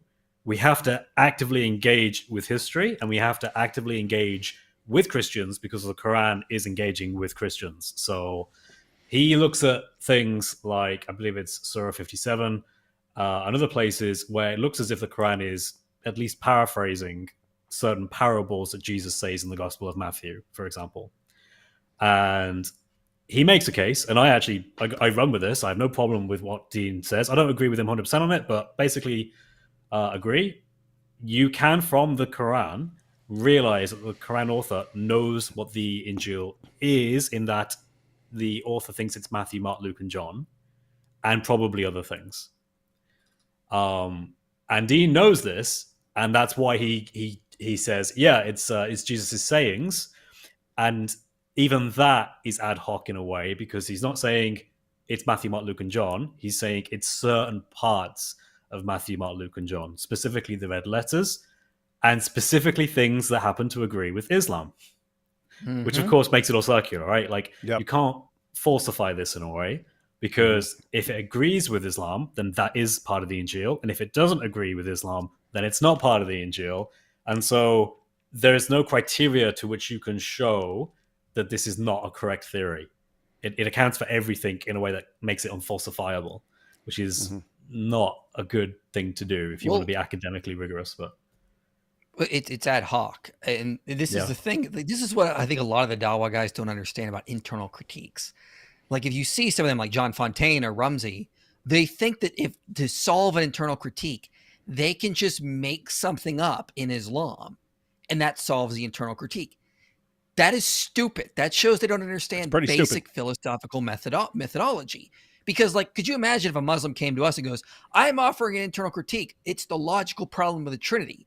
And we said, well, I'm not going to quote Joshua Sijuwati or Bo Branson or anything. I'm just going to make up a law of logic that says God must be three persons while being one God. That's a law internal to Christianity. Therefore, I've solved the logical problem of the Trinity. No Muslim would accept that. None. And they know that. But for them, they think they can just make up documents that never existed and think that solves an internal critique. That's not how it works. To solve an internal critique, they need to offer an explanation that is more parsimonious or less ad hoc than the hypothesis that there's an error in the Quran. And so far, they haven't done that. All their explanations, whether it's Dean Responds or John Fontaine, are wildly more ad hoc. Now, Dean Responds is less ad hoc than John Fontaine's, but it's still more ad hoc than the hypothesis that Muhammad made a mistake.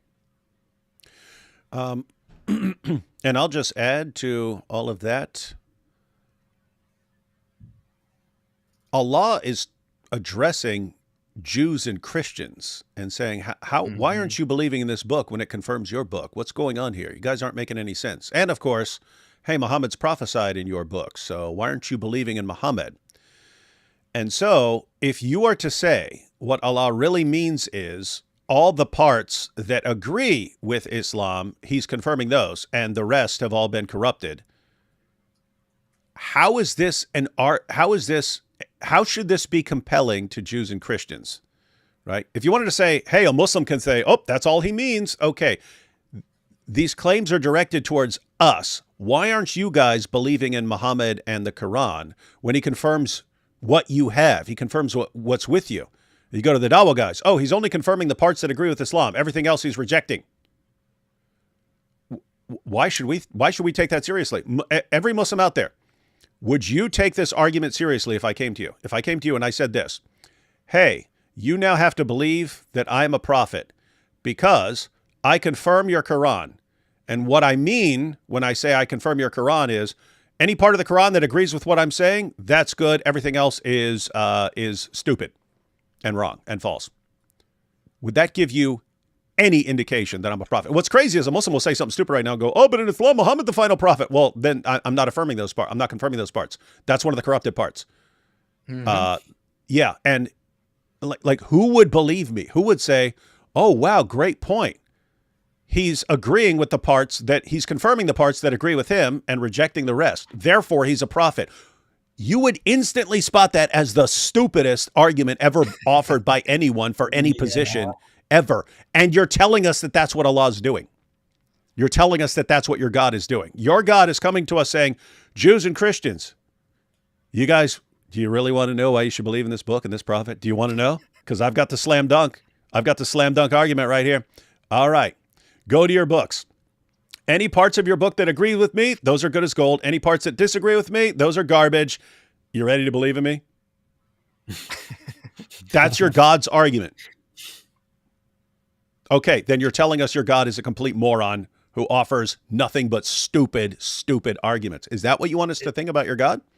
It sounds like, was it heads I win, tails you lose? Yep. So like, it's like, it's already set up in such a way that whatever they present, whatever they tell you, that's correct. They can't be critical about it, and they can't look at it objectively. They have to look at it from their own paradigm, which starts off with Islam is true, and then goes in a big circle and comes right back around to Islam is true, and they can't do anything but that. And they don't understand it, no matter how many times you point it out to them. They've lost the ability to understand the points you're making about their argument. I think I'm just going to have to make a bunch of responses that are just me using the exact same argument, but to support me being a prophet until they actually get it. Like, I mean, it's weird. If you were to use that argument, on them to show that I'm a prophet, suddenly they turn their reasoning ability on and go, that's just stupid. That's idiotic. That's the dumbest thing I've ever heard in my life. Why are you so stupid, David? Yeah, now you know how we feel. Why do you turn your God-given reasoning ability off whenever you have to defend a law?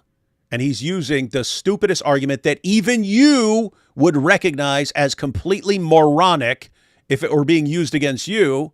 But you think, oh, it's brilliant. He's making an airtight case when you're using it against. This is just stupid, man.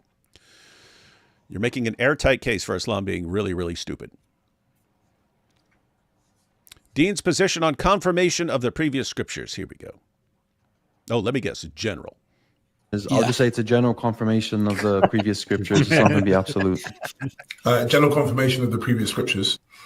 So there'll be exceptions to the rule. There'll be affirmation, but there'll also be negation. And the evidence for that is? So this is the classical scholarly backing. So this is from Ibn Kathir. This is on chapter 29, verse 46. So we see him say that we believe in it in general when he says we believe in what has been revealed to us and revealed to you. Okay. So like Jai and DOC are going to destroy him there. But I just want to point out something I've noticed Dean do. He'll flash a source on screen and then explain it very quickly and say, okay, and then move on to the next source. Yeah, I've seen that because too. If you just read what he's actually showing you, the context is not what he's saying. He just highlights a very specific part and wants you to focus on that. It's very, deceptive. Yeah. So, by the way, he showed the Quran X site, which his brother Yemeni said it's abridged and not to be used earlier. Why is he covering up the truth? Why is he covering up the truth? And why didn't he go to this other verse that has nothing to do with it? Quran X is generally considered reliable. Generally reliable, yeah. Yeah.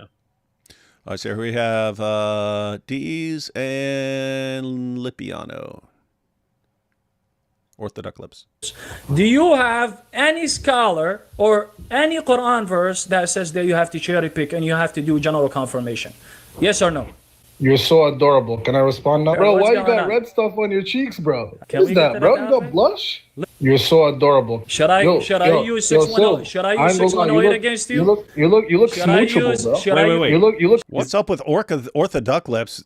He's always doing duck lips. Isn't that the guy? Huh? He's the guy, right? He's the guy that does the. That's what's weird. When he gets pictures taken, he looks like he wants to kiss you, and he poses like this. And then he starts talking about, you're adorable. Ooh, you're adorable. Ooh, you're so cute. I just want to smooch you. Ooh, I want to smooch you. Let's. Why don't you come Smooch over and those, we'll play Momoma and red El cheeks. Zoot. Like, what is this, man? What is this?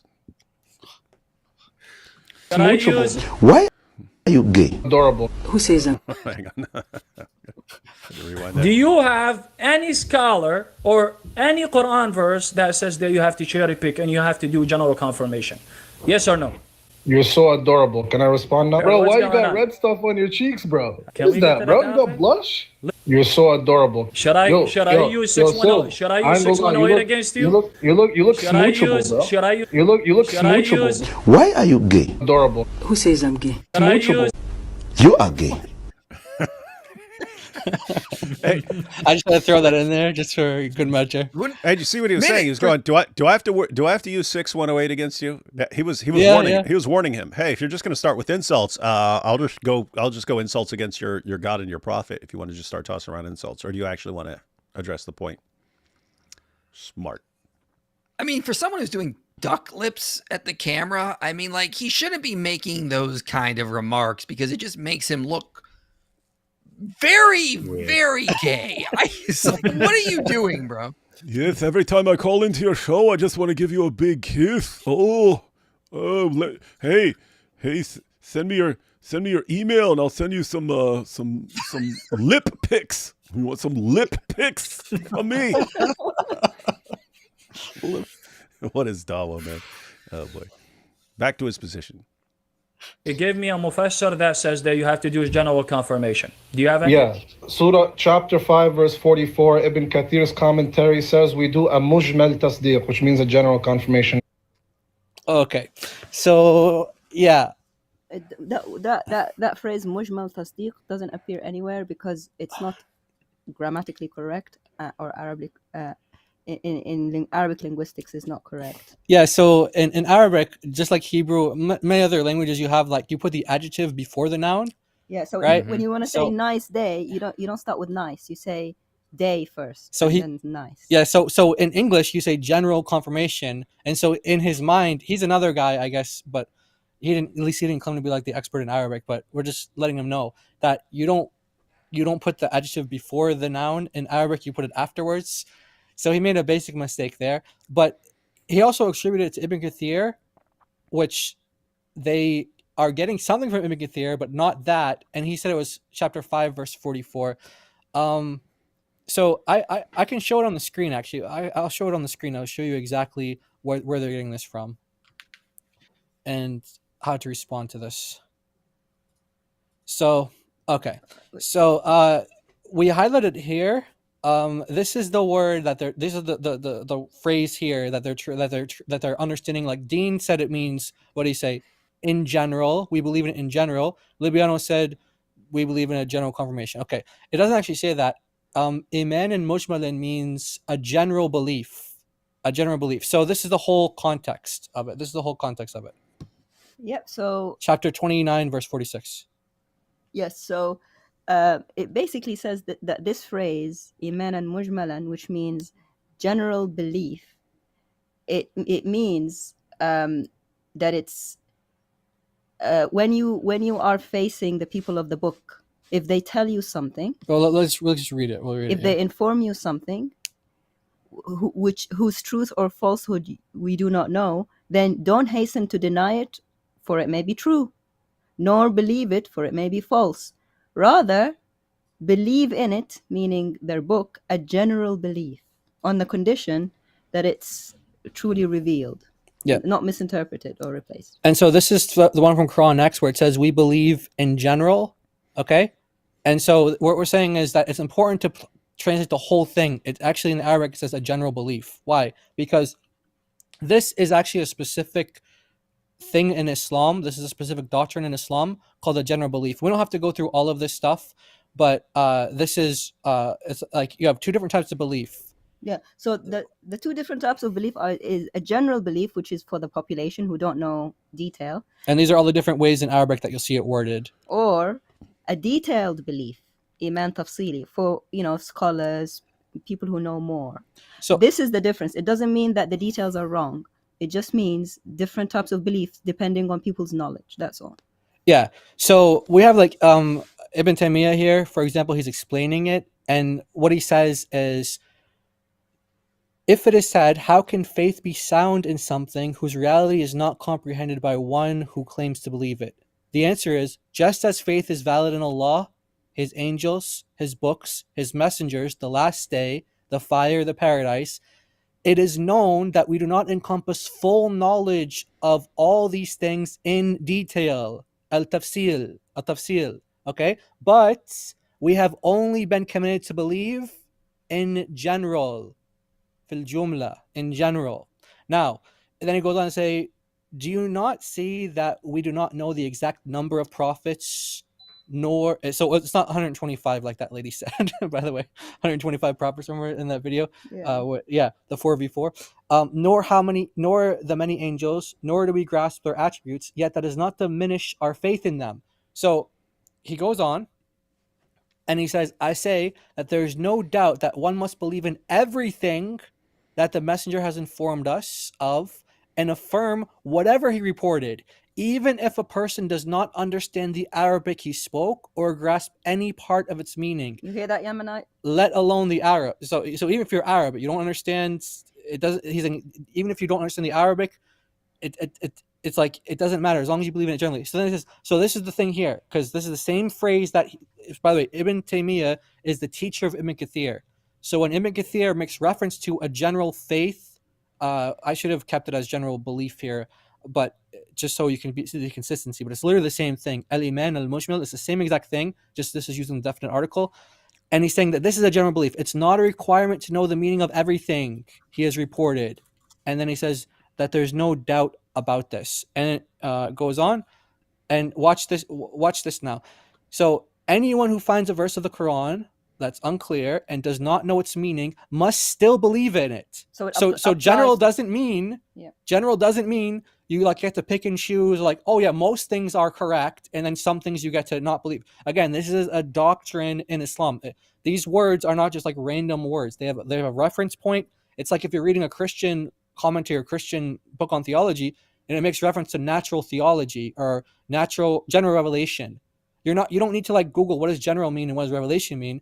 General revelation, this is a specific doctrine in Christianity. So just like here, this general belief, al-Iman al-Mujmal, it's a doctrine in Islam, and so he says that, and does not know its meaning, must still believe in it and entrust the knowledge to Allah and say Allah knows best. That's why Muslims always say Allah knows best. This is agreed upon by both the early generations and later companions. Now, so that's Ibn Taymiyyah. Now we have Ibn Baz. Now watch what he says. So he says the same thing, and he applies it to all the books of Allah, including the Quran. So you can't use that just for the Bible, which means it's not about corruption. Here he says, in the matter of the divine books, plural, the category is one. The believer has faith in them in general. This ijmal, and this word again, general, that they love. We believe in them in general. And then he lists these books, the Torah, the Gospel. Well, just I wanted to show the contrast, because the contrast with general is always detailed. Yeah. Right? The contrast with general is always detailed. So as for the details, so notice you have general, then you have details. Yeah, as for the details and contents, that knowledge belongs to Allah. Among them are those whose names have been made to us, meaning the books, such as the Torah, the Gospel, the Psalms, the scrolls of Moses and Abraham, and the great book, the Quran. We believe in these books that have been named for us. So these books, you apply to them, including the Quran, this general belief. And don't worry too much about the detail, they're saying, because you can't really fully know the detail. That's what it's saying here. So this is just to show like that they don't know what, again, I'm putting Ibn Kathir up here. They don't know what Ibn Kathir is referring to when he says believe in general or have a general belief. They think that it means, oh, you accept most things, but you affirm most things, and then some things can be negated. That's not what it means in Islam. To have a general belief is contrast with having a detailed belief. So you believe in general, which look at the context. The context is, if you don't trust the people of the book. So if you don't trust people of the book, they inform you about something. You can't say it's true because you might say something false is true, and you can't say it's false because you might say something true is false. So you have to just have a general belief that we believe in it on the condition it's been revealed. It hasn't been replaced like it's on another book, and it has been misinterpreted. We believe. It doesn't mean you get to pick and choose. So yeah, so that's basically what the term that they keep using. They basically twist it. They probably don't know what it means, but they're basically saying it means, oh, you can disregard the detail. No, it doesn't. It means that you know what it is generally, you believe in it generally, you just don't know the detail because their prophet was too illiterate to read it or have someone else read it for him, but he still confirmed those books without knowledge. So now he tells all Muslims to don't trust the people of the book, the people, not the books, the people. It's like sending your child to a teacher who you don't trust, but you trust the book that they're teaching. So imagine if like you're a Muslim, like you're a conservative Muslim family, and your kids go to you live in the West, your kids go to secular school. Let's say the religious teacher is like teaching the Quran. It's like a rainbow Muslim, like a liberal Muslim. You wouldn't want your kids to believe what they say. You say don't believe what they say, but don't disbelieve them, but just take whatever the Quran says. Say I believe in the Quran. But don't believe or disbelieve. So keep your belief in the Quran generally, but just don't go with the details they tell you because we don't trust the teacher. That's basically what it is. It's not an attack on the books of Allah, including the previous ones. Yeah. Otherwise, if you apply it to Muhammad, because it says here, you have to affirm all that the messenger brought in a general manner. This is what al-Iman al-Mujmal means, to accept it in general. So in other words, you don't just get to pick and choose what you believe from Muhammad. Well, some Muslims do this, but you're not supposed to. Yeah, You're supposed to accept everything. Oh, they all do it. Yeah. Yeah, that's all. So that's it. Yeah, that's it. All right. Now, here's the thing, Giant DOC. Yeah. You've corrected Dean on this repeatedly, and he keeps saying the same thing as his argument over and over again. Like that's his main argument. He's heard the correction because I've heard him actually quote us and say what we say, and he still goes on to say it. So yeah, so just throwing it out there. All right. Yeah, but he also heard the correction for the father out business, and we heard him on TikTok being corrected by an Arab sheikh, and he said, "Sorry, sheikh." Libiano, yeah, that was. Oh, sorry, a different one. Yeah. Sorry, sheikh, Libiano. Sorry, and then he didn't face the sheikh, and then he went on being a father right anyway, when the sheikh told him not to do that. So yeah, they've both been corrected on many things, but yeah, go ahead, yeah. Everyone who's watching, get your mind around this. Get your mind around this. Dean and I'm guessing Orthodox Lips are using as the main response, but Dean is using as his main response to the Islamic dilemma that what the Quran is confirming is something general in the Bible, meaning, some general correct doctrines and so on. But there's all sorts of other things where it's not confirming. So it's confirming the gist of various doctrines, but it's not everything.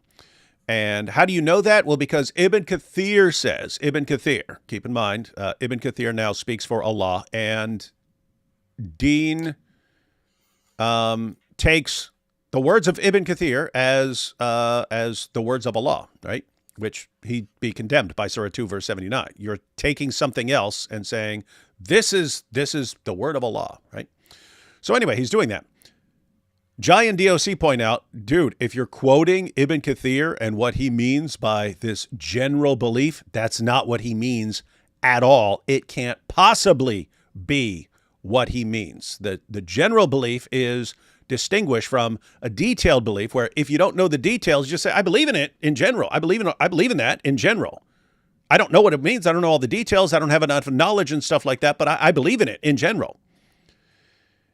Then you'll have like an expert who knows all the details and stuff. Guess what? They believe in what they're talking about the same. It's just one has way more knowledge about what he's talking about. They believe in the exact same thing. One just has a more detailed knowledge. That's how it's actually used in Islam, if I'm following this correctly. And yes. Dean is completely misrepresenting the doctrine. He's completely misrepresenting Ibn Kathir. And this is his main response to the Islamic dilemma. And you can't say he's ignorant on this because they've pointed this out to him before. He's familiar with it. He knows it's not what Ibn Kathir means, and he's saying it anyway, which means two possibilities. Either he's too stupid to understand what Giant Dios here are pointing out, and he's too stupid to understand what the Muslim commentators have said and how this is used. He's too dumb, in which case, why are you listening to him respond to the Islamic dilemma? Or he knows he's wrong, and he's saying it anyway because all he can do at this point is lie to get out of the Islamic dilemma. You know what? His friend Fareed should correct him on this. I know that Fareed knows this. I know that he knows the general belief and detailed belief. He should correct him on this, really. He should be getting this correction from Muslims, but you guys know Muslims don't do that to each other. Correct. They don't self-correct. And so, yeah, this is exactly I don't know, because Fareed self-corrected our good Sheikh Yasser Qadi. He did. Oh yeah, so I think what you mean is they won't self-correct if it's someone they like. If it's someone they hate, then they'll gladly. Yeah. Good point. Yeah, that's a good distinction. Yeah, that's a good distinction. So yeah, if they don't like them, then yeah, they love correcting them actually. But the thing is, that term applies to their religion and their book too. Right. That's what these scholars saying. That applies to all the books of Allah. Yeah. So if you're gonna say it means corruption, then you got a problem because it applies to the Quran. This is the word that John the Baptist uses in the Quran. Yahya, John the Baptist, he says that he's the confirmer of Jesus. It doesn't mean he's like a general confirmer, right? It doesn't mean like he's only John the Baptist just generally confirms Jesus. No, he confirms. He's affirming everything about him. And so that's the same word that the Quran uses over and over and over, like a beating drum, that it's confirming the Bible, confirming the Bible, confirming the Bible. There's no such thing as general. That's why when King Silv, that was the guy who was debating with Libiano, Orthodox Muslim, he was saying, do you have any scholarly backing? And once you get that out, that they have no scholarly backing, the question is, okay, where are you getting this from? If none of your scholars are saying it, where are you getting it from? And so you strip that away from them, because they're supposed to be Sunni Muslims, right? They're supposed to be Sunni Muslims. They're supposed to be following the scholars and following the consensus of the Muslims. They could just be making up doctrines and making up things. Can we say that these guys are basically just world-class innovators who, according to their own religion, are going to hell? Yeah. Yeah. Oh yeah. Like, this is what, like, again, why it's so controversial, their position, because this is massive bidder. This is them literally saying, hey guys, all of the scholars from the past got this wrong. They didn't have a clue what they were doing. Sorry. But fortunately, Dean Responds and Orthodox over here have figured out the truth. We finally got there. We have the Haq. We've got the Haq and the Hikmah. And it's and if you spend $10 a month, you get access to my Discord channel where you can find out all what this is. And I was going to join, Chris. I thought it was yours. No. I wouldn't join. Isn't it funny that it was only like so long ago that Orthodox Muslim actually went along the Central Dawa and was like, is your knowledge worth $20 a month? I know mine isn't. Yeah. And now he's going around like teaching like, he admitted his knowledge wasn't worth $20 a month. Yeah. He's like, is your knowledge worth that? Because mine isn't. And we agree, it isn't. So, this is one of the main responses that I see. I've seen lots of Muslims using this general. And guys, it's completely wrong. It's innovation. It's made up. Yeah. Even if it was, I'm sorry, that's still a problem. Because what does the Bible generally teach? Especially if you go to the New Testament. All the Gospels, all of the epistles are just focusing on what Jesus did, how he conquered death, he atoned for sins, he resurrected. This is the central general theme of the New Testament. And it completely contradicts Islam. I challenged Dean, like in one of my few conversations with him. I challenged him. I said, look, if you really believe this, read the 4 Gospels and find every single verse that you think is actually compatible with an Islamic teaching and every verse that isn't, and tell me that you still think you can confidently say you affirm this generally. And he was like, yeah, I totally do this. But suspiciously, he's never published it or mentioned anything about it. And I think it's because he knows, just as well as I do, that once you do this, there is no way you can say you generally affirm that. There are too many instances, Jesus calling his God Father, Jesus like the incarnation, the baptism, the crucifixion. Like there's too many things that are problematic. Even his like parables and miracles are problematic. So he has nowhere to go. He's just bluffing. Yeah, I would. So a parallel would be, I believe in many statements that are contained in the Quran. I believe there are many statements in the Quran that are true statements. I would never in a trillion years say I affirm the Quran in general, not even in his sense, So let alone as in what it actually means, like in Islam, to say that you affirm, you have the general belief. So this is just a disaster. It's, hey, we'll point this out and they'll say in order to avoid that, they'll go with this, but that doesn't work and they're just making things up, and we point, and then in order to reconcile that, then they have to go to this other made up thing. This is just weird. It's like, you got Build-A-Bear, or you've got like Build an Injil, where they just try to grab parts of it and build their own unique Injil that works for them, completely arbitrary. But I've tried to point out to Dean that, like, you don't understand English. Like, this is not what the word general means. And Than, IP on your channel, he pointed out, it's more in line with specific. You specifically confirm these very few statements that you think are compatible with Islam, while you reject the majority of other statements. So that is in no sense a general confirmation. But he doesn't understand he's not using language correctly. So this would be an even if but in fact issue. Even if we go with your definition of general belief, the Islamic dilemma succeeds and you fall apart. But in fact, that's not even what your sources mean by in general. So you're either ignorant or you're lying. This is Dawah, guys. And by the way, after he showed that to Joshua Shajwadi, he was like, just for the Muslim's sake, to show them this is the classical backing, because I don't want them to think I'm making something up. So for the Muslim's sake, because Joshua was like, I mean, that's not really a good source for me. Like, can you show me? And he's like, well, it's for the Muslims. It's for just so the Muslims know I'm not making something up. So so he really thinks that the Ibn Kathir is saying, well, I don't know if he really thinks that because he's been corrected on it. He knows what Ibn Kathir is saying. So he's lying to the Muslims, essentially saying, guys, this is what Ibn Kathir means when he says in general, based on this English translation that misses out the word belief. And that adds a lot of context. Because you can just go on Google and type in general belief versus specific belief in Islam, and you're gonna get like Islam Web, Islam Q&A. They're gonna detail what those mean to you, or what those mean for you. He is saying like, oh no, because he says in general, that just means like you guys are saying what it means. But you know how I know he's deceptive on purpose? Because Ibn Kathir says general belief. Belief is done by the humans. He changed it to general confirmation, which he's saying that Allah is the one who is doing it.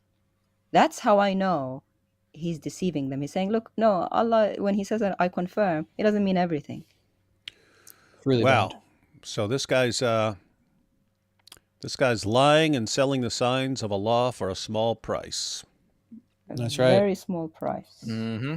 As we've said, we pointed out, guys, everything the Quran accuses Jews and Christians of doing with our scriptures that makes us unbelievers destined for hell, it's exactly what you see from your Dawah guys with the Quran. They do find me something, everyone, find me something, find some criticism of Jews and Christians and what we do with our book in the Quran. So you go to the Quran, it says Jews and Christians are doing this. They distort their scriptures. It says we're doing all these things. Find one of those criticisms that you do not see from all these Dawah guys. They're doing all of it. It's like they took the Quran. Hey, here's what Jews and Christians do with their scriptures. Let's do it too. Aren't we good Muslims? No, you're going to hell according to your religion. All right, here's the video. Your hypothesis is that the Quran confirms the places that it agrees and disconfirms and corrects the places from an Islamic perspective. Stop putting in the word general when that's not what you mean. That is because let me. No, let me man, just again. I'm getting frustrated because just man up. What's so your theory. He's got a frustrated Than. You don't want to mess with a frustrated Than.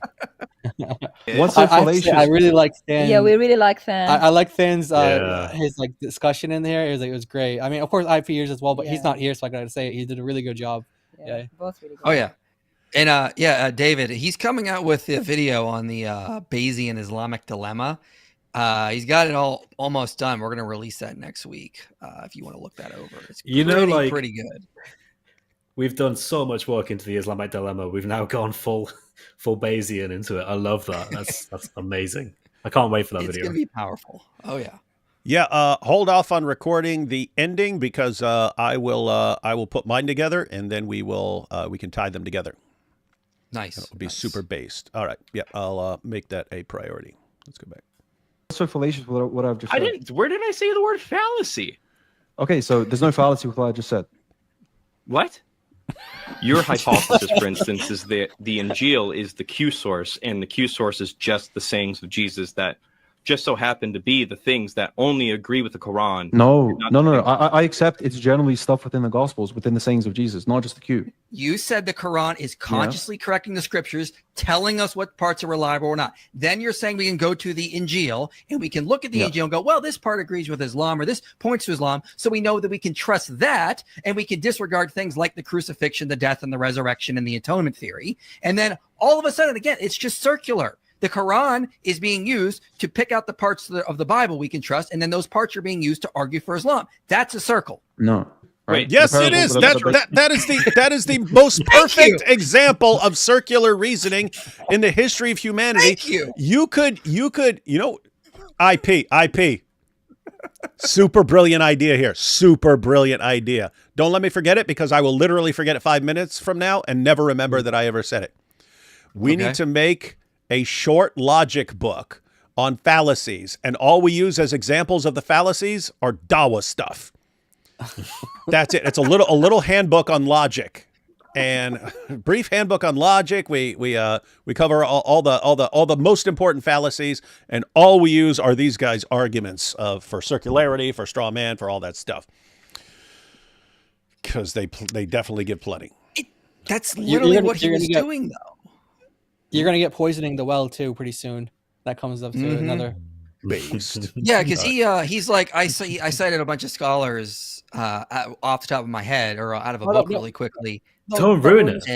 Don't ruin it. No, but anyway, back to the thing. Like that's what he's doing. He's saying like because he tried to argue that you can use Matthew 22 and other places to actually argue for Islam because he thinks they predict Muhammad. But notice that's just the most perfect circle ever because he's saying, okay, we got to use the Quran to pick out the parts of the Bible to know what the Injil was. And then we use that Injil to argue for Islam. It's such a circle. It's pretty terrible. No, is the Injil on your hypothesis, is the Injil just a collection of sayings that agree with the Quran minus all the places that yes, it's going to be that mixed in within you have within an a biography. unfalsifiable hypothesis. Therefore, Yeah. the Bible cannot, evidentially speaking, cannot confirm the Quran. Yeah. So there's enough truths mixed with the falsehoods You're that understanding the proves them. significance of what I just said right there. It's not because you accept those truths that are left within your book that proves Islam. Yes, That's including the ones that contradict Islam. That's our point. Exactly. And what Islam is pointing you towards is the truths to make you become Muslim. Tell me if there's any fallacy in this. Just to add real quickly, he always says this, and I don't think he realizes what he's doing. There is enough, this is what he says, there is enough truth in the Injil that will point you to the truth of Islam. There is enough like non-corrupt parts that are Islamically acceptable, and they will point you to the truth of Islam. But the opposite is also true. There is enough falsehood in his view to take you away from Islam. So why accept one and reject the other? If there's enough falsehood, well, you have to assume that Islam is true. You have to assume that Islam is true so that you then go find out the parts. And that's the circular reasoning. Dean, how are you not getting this? So we've already seen you have to completely make stuff up, even from Islam. You have to say Allah's saying all these things that he never says. So you have to make up what Allah is really saying. And you just basically have to make basic fallacies part of your constant reasoning. And that's all you do. And then you too can be a Dawah guy. There's enough we need to make a parody show, like one of those like America's Got Talent shows, but it's so you want to be the next Dawah guy, and we all sit there and we're all judges, we're like sheikhs, and then these guys have to step up on stage, and then like whoever has the dumbest, most fallacious reasoning imaginable, he gets to be the next Dawah guy because that's apparently the requirement. That'd be great. You have to do that. Truth in your book. There's falsehoods in your book. And I'm telling you, hey, there's enough truth in your book right there in this parable that we can historically attest. Hey, let me flip this on him. Hey, Dean, I affirm that there's enough truth in your book to lead you out of Islam. Namely, all these statements affirming the inspiration, preservation, authority of the Torah and the Gospel, which contradict your book. Therefore, even though your book is a heaping, steaming pile of monkey crap, it contains enough kernels of truth in it to lead you right out of Islam. So there you go. That's me confirming your book. Great job, man. You're doing a bang up job. Keep at it.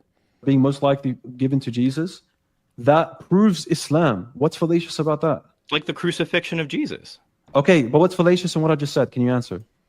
Because that's not what your argument reduces down That's to. exactly what I'm arguing from the very beginning. No, it's not. What's fallacious? What you said within the logical possibility space of what you said allows for the logical possibility. He's talking about logical possibility space to Dean responds. Come on, stop. That's a form of abuse. Fan. Dean keeps saying there is something. He keeps saying, what was it? Fallacies, right? He's like, is this a fallacy? No, sometimes it's just wrong. Yeah. Like, I hate it when people do this. They think that everything is either fallacious or not, and that's another way of saying true or false. I'm like, no, that's not quite what we were doing here. You can make an argument that something is wrong, even though what they said isn't fallacious. It's just really dumb and really wrong. You know? No, and that's basic. I mean, that's stuff you learn on day one of logic class, right? Logic is, basically, do these statements lead to something else? Are they connected in such a way that you can infer something else from them? But you have valid logic. That means the conclusion actually follows from the premises. But then you have whether what you're saying is even true or not. And so you've got, if an argument is built on true premises and valid logic, you say it's a sound argument. So a sound argument is one that starts with true premises and has valid logic. You can start with false premises and have valid logic and get to a completely ridiculous conclusion. Not because there's a problem in the logic, but because you're starting off with false premises and so on. Likewise, you can start with true statements and have invalid logic and have a crap argument as well. And these guys are just all over the place. It's let me take a bunch of completely false statements and use a bunch of logical fallacies, and this is what we have to do to get to the conclusion that we've decided we want to get to ahead of time. Should be embarrassing. I mean, like just realize what Dean is saying here, everybody. Like he's saying that when the Quran says it confirms our scriptures, according to him, the Quran is saying there's enough truth in your books to point you to Islam.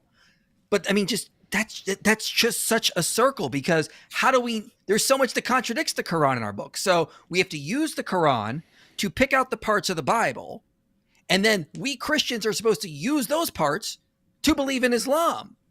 Like, that's a circle. You're using the Quran to read the Bible, and then you use the Bible to prove Islam. Absurdly circular reasoning. That is fallacious. It's extremely fallacious. But anyone can do that. Yeah. I can say I'm a prophetess, book of DOC. It confirms enough of what's in everybody's book, but whatever contradicts with me is not correct.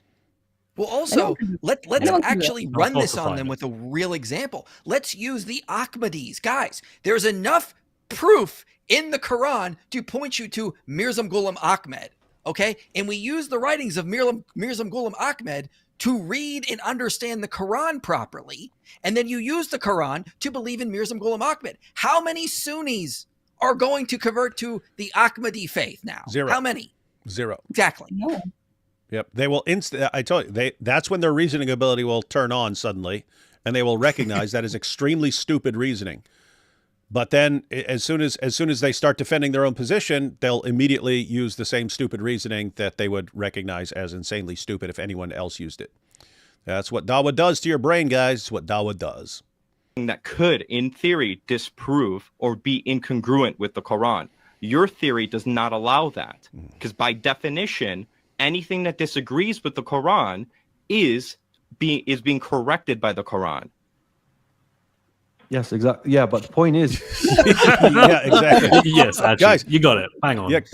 Yeah, guys, it's easy to miss what Than just pointed out. So the Quran is, here's how you know the Quran is true. How? By pointing to your book. And he's pointing out, but there's tons of things in there that would disconfirm the Quran.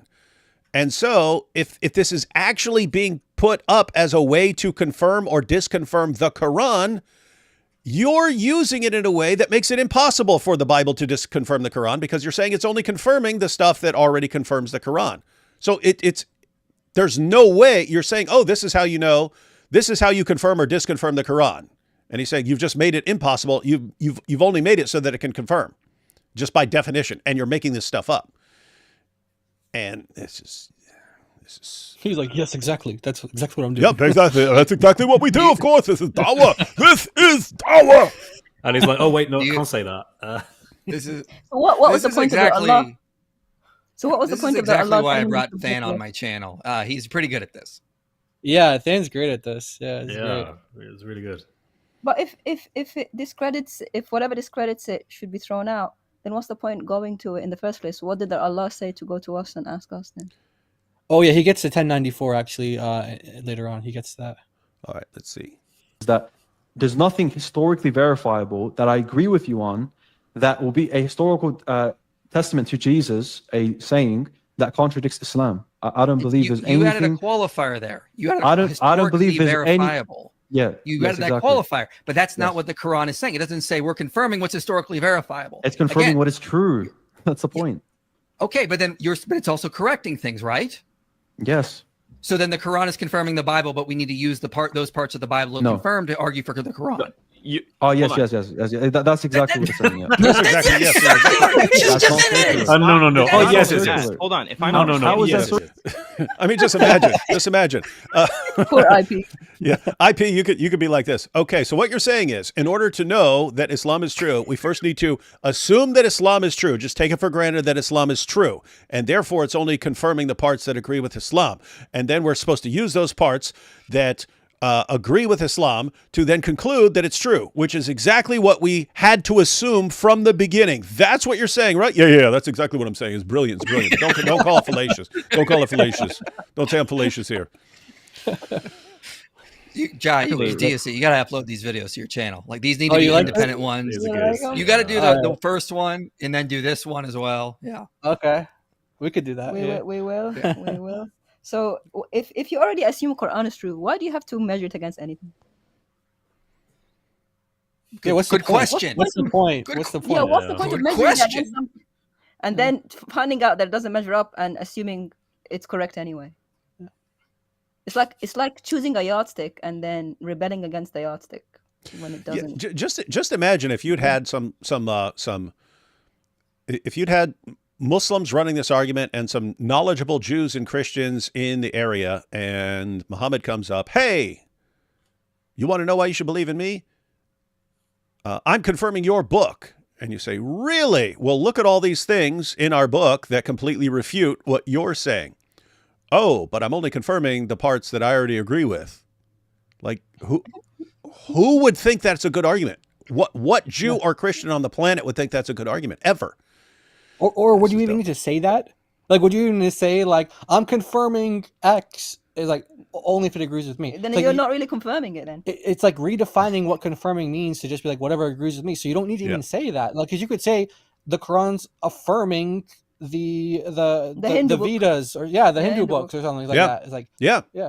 Matter of fact, you could, using their argument and their definition of confirm, you can say that the Quran confirms any book. That Allah confirms any book. Allah confirms Plato's Republic. Allah confirms the Da Vinci Code. Allah confirms Alice in Wonderland. Why? Because you pick any book, there's going to be something that agrees with Islam, and therefore, you see, he's confirming it. This is like insanely stupid, and this is what they're all doing right now. Well, I mean, again, let's use their reasoning for Mirza Ghulam Ahmed. Okay, Mirza Ghulam Ahmed. You are correct. You are correct. Confirming the Quran. So you need to use Mirza Ghulam Ahmed to know how to read and interpret the Quran, and then you use those interpretations of the Quran to believe in Mirza Ghulam Ahmed. You see? It's not falsifiable. You can't like show this is false because it covers both. There's no verses or any content in the things you're confirming that you can point to as a way of showing this is a bad hypothesis or a bad theory, because it accounts for everything, which means you can apply it to anything. It becomes like a useless theory. You can't. There's no way of showing that this isn't correct, basically, because it accounts for everything in a weird way that makes it pointless. Like, why would Allah do this? Some of the best reasons to reject the Quran are the obviously human arguments that it makes, and this is one of them. It's a very human argument. Mm-hmm. It's a very poorly made human argument. Yep. Yeah. Look, our theory is falsifiable. If a Muslim can show us that, like, let's say the Bible doesn't contradict the Quran, okay, then prove it. If they're saying that they're saying that the Quran doesn't confirm the Bible, okay, prove it. You can falsify that theory. But for someone like John Fontana or Dean or whatever, either of their theories are just unfalsifiable. Both of them. Both of them. There's a magic book. Something else. So they're both unsigned, not falsifiable theories. Mm-hmm. Pretty bad.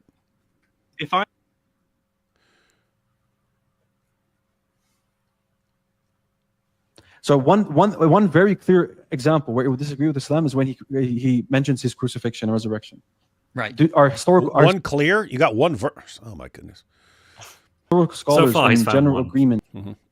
that he prophesied his death and resurrection? The overwhelming consensus of scholars is that Jesus did predict his death. At his death and resurrection, he predicted both, yeah? Mm-hmm. Okay. Now that I don't agree with. What? Real quick, Dean said historic scholars. When he asked the question, he said, "Do the overwhelming?" Talked about historic scholars. Like, David, when you hear historic scholars, are you just thinking of scholars today? No. Yeah, you're thinking of historical figures. So I'm in my brain, I'm going historical scholars. Oh yeah, I'm John Chrysostom, Martin Luther, John Calvin. I mean, every freaking pope. I mean, like. So, yeah, I was thinking, the overwhelming consensus would confirm that. Now, if he would have said critical scholars, I'd have been like, well, I don't know about that. But he said historic scholars. And then later he tried to get mad about that. And I was like, I got to call him out on X. And then we kind of like got past it and made up. But I mean, I was like, don't be saying historic scholars and then switch it to critical scholars. Wouldn't you have critical scholars who agree with that? I mean, I recall back in the day, it was pointed out like it's in so many places, and it's in different books of the Bible, but also in completely different genres. You'll have Jesus just saying it, but then you'll have it like in a parable, like multiple parables and stuff like that, where he's the one who's going to die and so on. So it's all over the place so much. So like what you'll get, what I looked up more since my conversation, you get a lot of critical scholars, that is, will say Jesus probably saw a few days before when he was in Jerusalem that he was going to die. And so he started talking about it. And then that got expanded out to be like, he's predicting it, years before. So that's what Bart Ehrman tries to argue, is that he argues Jesus saw that he was going to be arrested soon. So he started saying bad things are about to happen. And then that was extrapolated from. And that's why you'll even have like some atheists and agnostics who grant that Jesus made the predictions, because they think you don't have to have miraculous knowledge to be like, hey, I'm ticking off a lot of people. I'm ticking off the Jewish leaders and the Romans, and I'm heading up to Jerusalem. Yeah, pretty much. Yeah. And by the way, Dean has since, I think, changed his position on this as well, because I was following those discussions with IP on X with Dean, and he was asking, like, did the historic Jesus ever predict his death and resurrection? And then you got him to basically come to the point where he basically said, okay, if he thought he was going to die, that's still not against Islam. Like, Jesus could have thought he was going to die. So he's actually granting that Jesus could have thought he was going to die, but that obviously he'd be saying that Jesus is wrong. So so that's how far he's willing to go. He's willing to actually. Crazy. Yeah, he goes beyond. He goes beyond what he says here, because this is just the before, but the aftermath on X with IP. He basically got him to say like, okay, well, Jesus could basically think that, and that doesn't go against Islam. He could have thought that, but that's not what Allah did. But whether Jesus thought or predicted it or not, he still died, which still goes against Islam. Well, yeah, that's true as well, because all these historical scholars can say that too. I want to steel man deal as best as I can, because I don't want to misrepresent him. Because I think he's trying to take the best Dawah bro approach here as possible. He's trying to say that in Q, what John Kloppenberg says is Q, it does have Jesus thinking he's going to die, and this is according to what he said on X. Thinking he's going to die, but that ultimately didn't happen. But it was a reasonable assumption, according to Dean, for Jesus to think that because of all the opponents and all the attacks. But then, of course, he believes Allah raised him up, so it never actually happened. But it would be a logical thing to think in his time, which is a little bit different than just saying Jesus didn't deny it. So it's good he's moving in the right direction.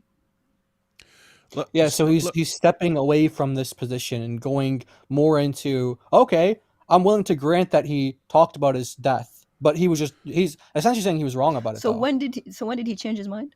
Dean, IP basically followed up on some of the quotes. I checked one of his sources, John Kloppenberg, and John Kloppenberg is a little bit more nuanced. He thinks that whoever wrote the Q document has Jesus in Q, predicting his death to come, and there are certain sayings that point to that.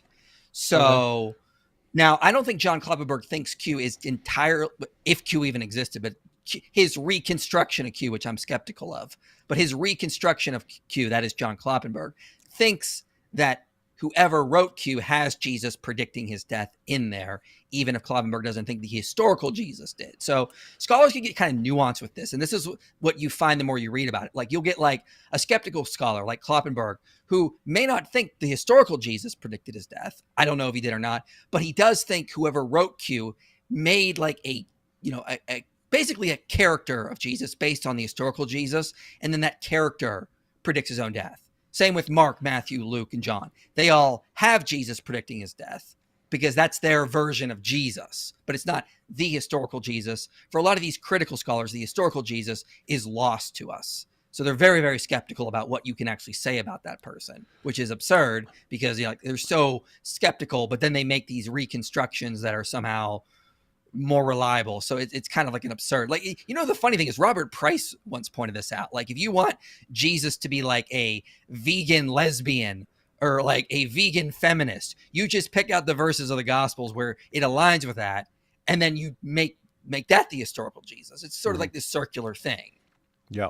That's what they do. Look But at it's like what David was saying. But it's like what David was saying earlier. Like, where is he getting this definition of Injil from? And Than gets into this, like, where, like, there wasn't a text like this. You want to reconstruct what you think Q is today. They didn't have what they had then is what was being affirmed. Nobody had like this document of what, like what Chris said. Like Chris was, like just tell us exactly what the Injil is.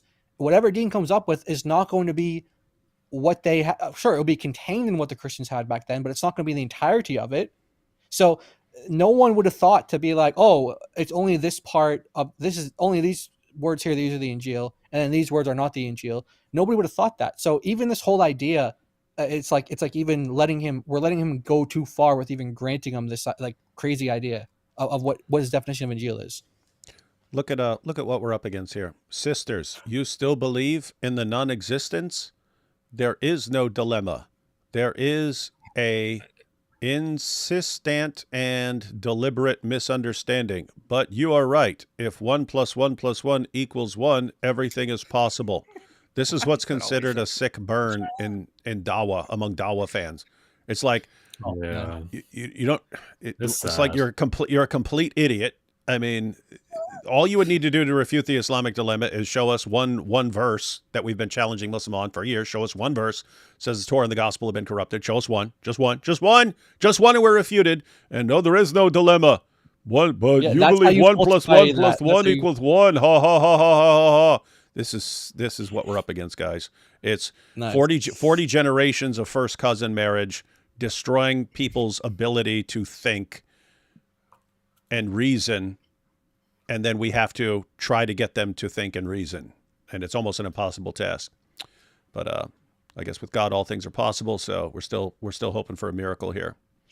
That's right. Right now, if it was the case, not because it contradicts the Quran, because of internal evidence, such as does Bart Ehrman believe that, for example? I honestly don't remember his specific position, but I do know the majority of scholars will affirm two things about Jesus' life: that he was believed to be a miracle worker in his time, and that he predicted his death and resurrection. Well, okay, so I know that the majority of scholars... So what sources are you getting for that last part? So Tony Costa wrote an article about this. There's another book.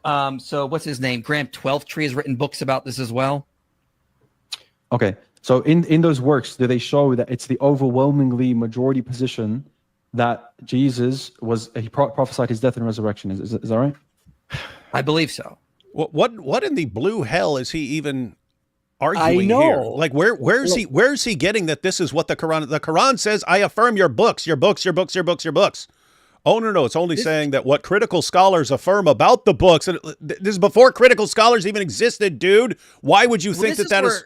It's like stupid. In the conversation, my mind was going, wait, he said historical scholars earlier. Is he now thinking of just critical scholars? And I wasn't sure. So I was kind of like, but he did say historical, so I should just go with that.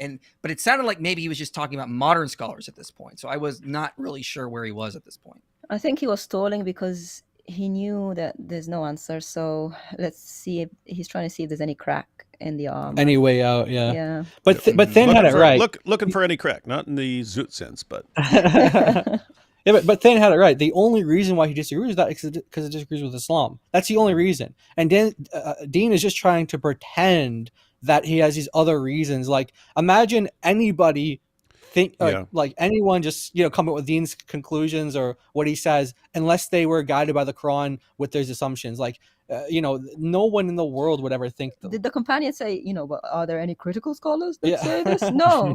Allah told them, we confirm what is with them, moved on. They didn't even All the read it. critical scholars are dead. We killed them all. Yeah. Like anyone who's critical Exactly. of Muhammad, they died.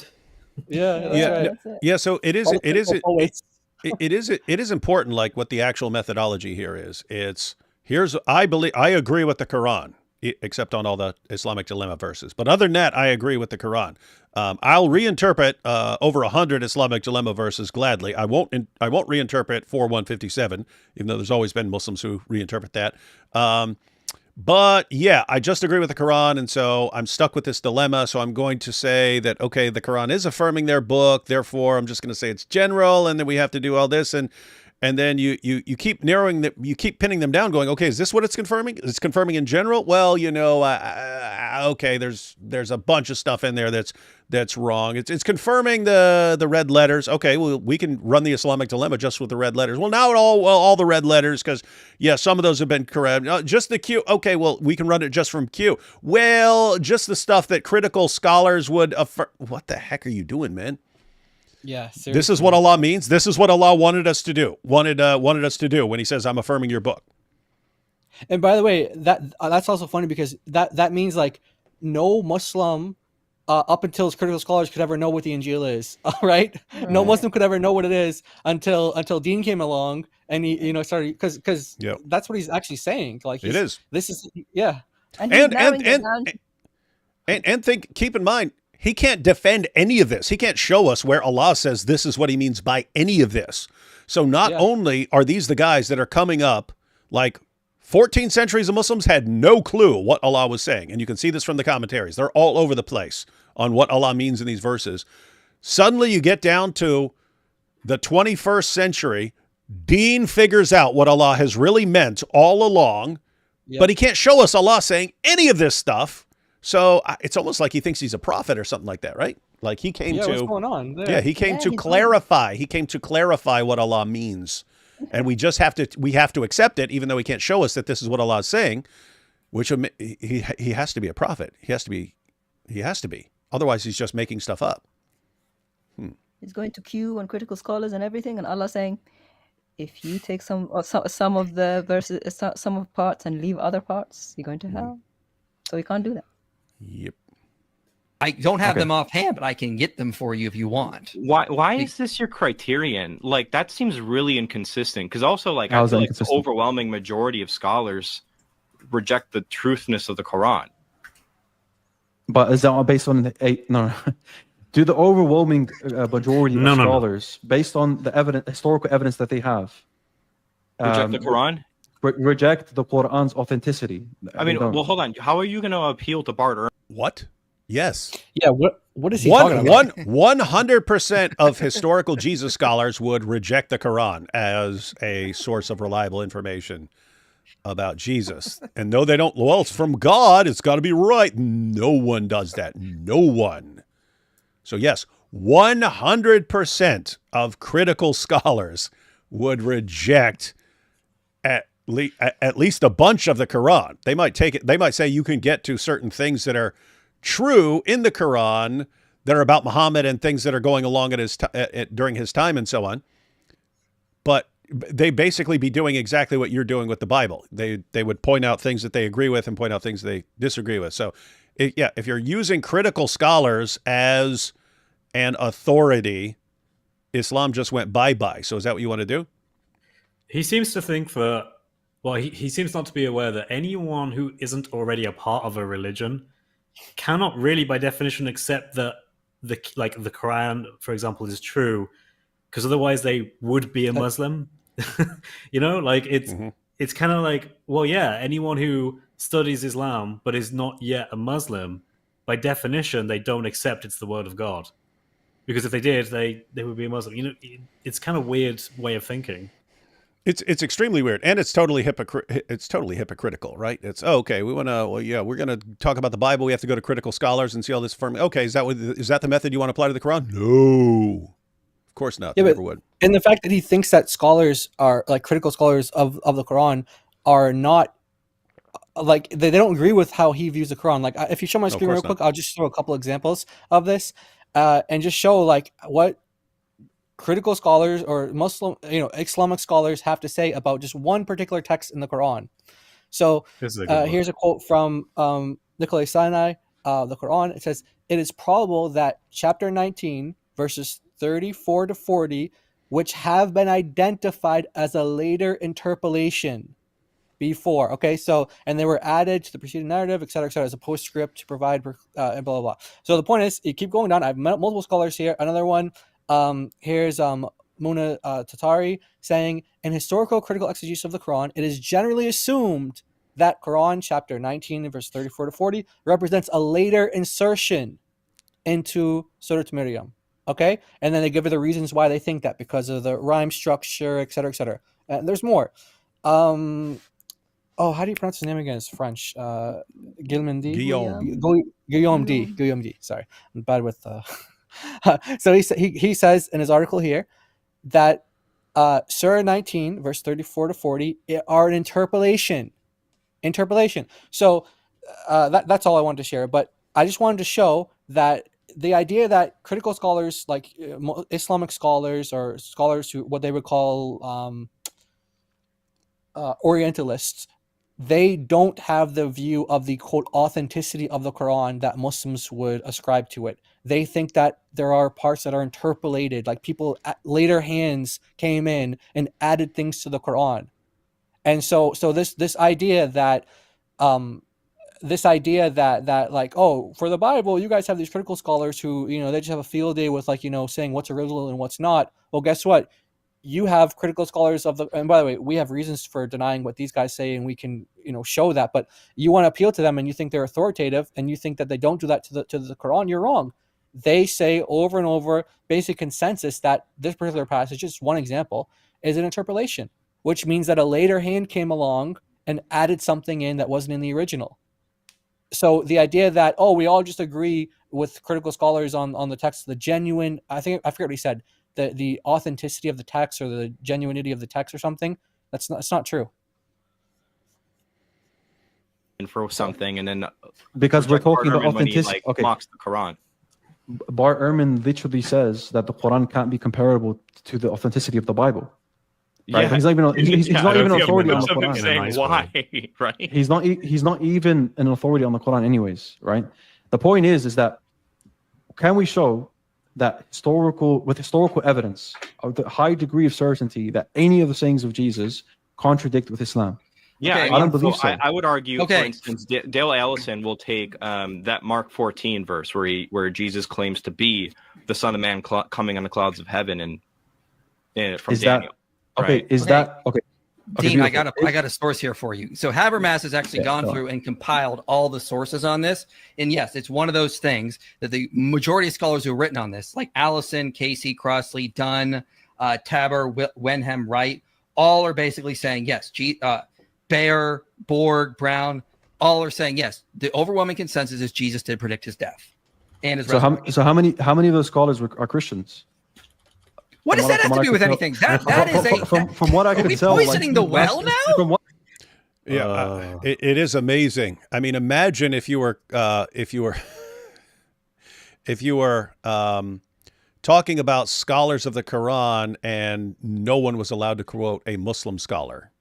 Yeah. So okay, well, we're only allowed to cite people who reject the Quran as the word of Allah. It's amazing. Yeah. What do these guys quote nonstop? Oh no, you have to go to Ibn Kathir. You have to go to this. You have to go to that. What are you talking about?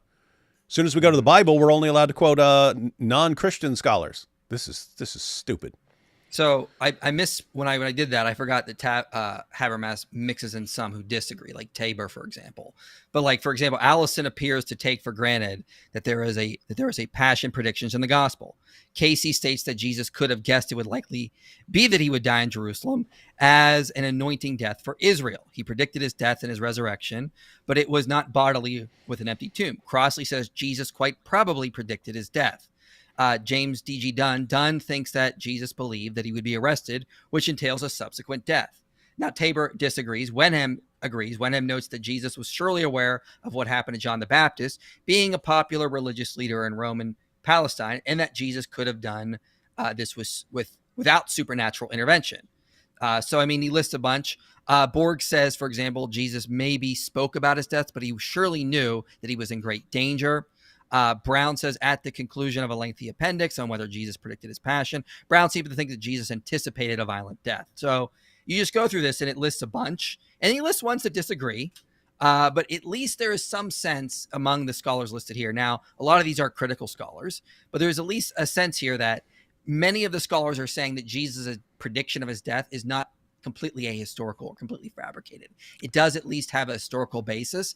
And they're basing this off like, well, he saw what happened to John the Baptist. He knew he had a lot of opponents that had a lot of authority. He probably saw a lot of the criticism coming. He could have seen what was coming. I mean, as John Wenham notes, he just was able to, read the times. He wouldn't even have needed supernatural knowledge for that, is one of Wenham's points here. So a lot of interesting opinions here. And so, yeah, I shouldn't have said Tabor, for example, but a lot of these ones, definitely are in line with that. And here's what's weird. Every one of these critical scholars, Christian or non-Christian, would agree that Jesus' death by crucifixion is a fact of history. Mm-hmm. Question, why, according to Islam, why do all scholars across the board agree that Jesus died by crucifixion? Why, according to Islam? The reason, according to Islam, would be that Allah did a great job of tricking them all. He deceived them. Yep. And so this is just, I mean, I don't even know what to do with all this. Why is this? Why does the gospel that we have repeatedly say Jesus died by crucifixion? Why? Because it's been corrupted. Okay, your book says that your book affirms our book as good as gold. But according to your book, why is this basic Christian belief? Because Allah tricked everyone.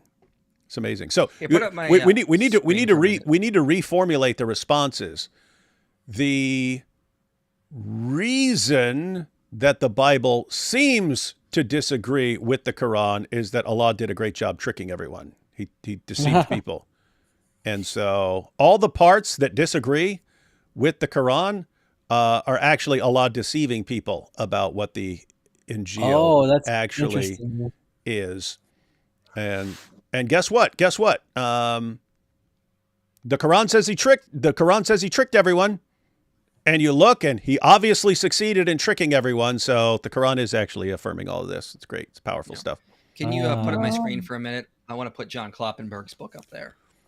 Oh, John Kloppenberg's book. Wow. This is John Kloppenberg's book on Q. The Dean cited John Kloppenberg earlier in our conversation, but here you have a whole section, Jesus, Death, and Q. And we go ahead. He notes, nevertheless, it is hard to imagine that the Q people hearing what he would say is Q 1427 would not connect it somehow with Jesus' death.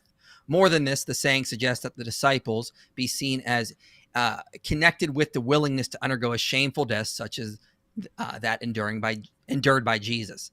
This does not make Jesus' death salvific, but it does imply that Jesus' fate was understood by Q as an integral part of his identity and activity. Another saying that suggests that the people of Q are able to offer construal of Jesus' death is Q 6:22-23.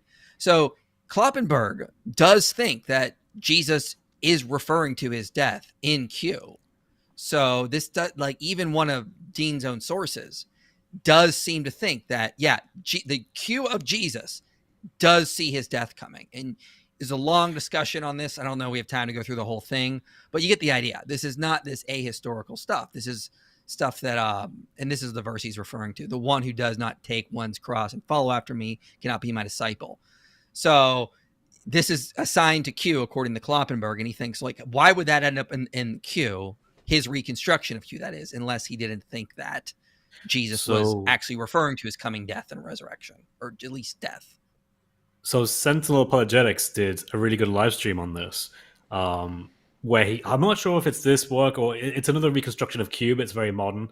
And whoever he's quoting goes on to say the same thing, basically. Maybe it is that. But yeah, I've heard others say the same. It's seriously insane to me, one, for a Muslim just to be appealing to historical critical scholarship about, like, that's insane. That's insane. It's like what Shabir Ali would do, you know? Yeah, I know, but it's like, okay, guys, the fundamental fact that everyone across the board agrees on about Jesus, that he died by crucifixion. You guys aren't even on board with that. Why would you even appeal to history even slightly? And then the things you guys affirm about Jesus, like, oh, he spoke as a baby and so on.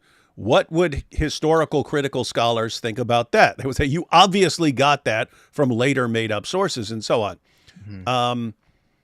It's just so weird that you have the people who are furthest away of any group. I mean, atheist Bible scholars are way more in touch with reality than Muslims are on these issues. These guys are just, nope, our 7th century illiterate caravan robber said this, and therefore that's how we do scholarship. Whatever he said, we just mindlessly go along with it.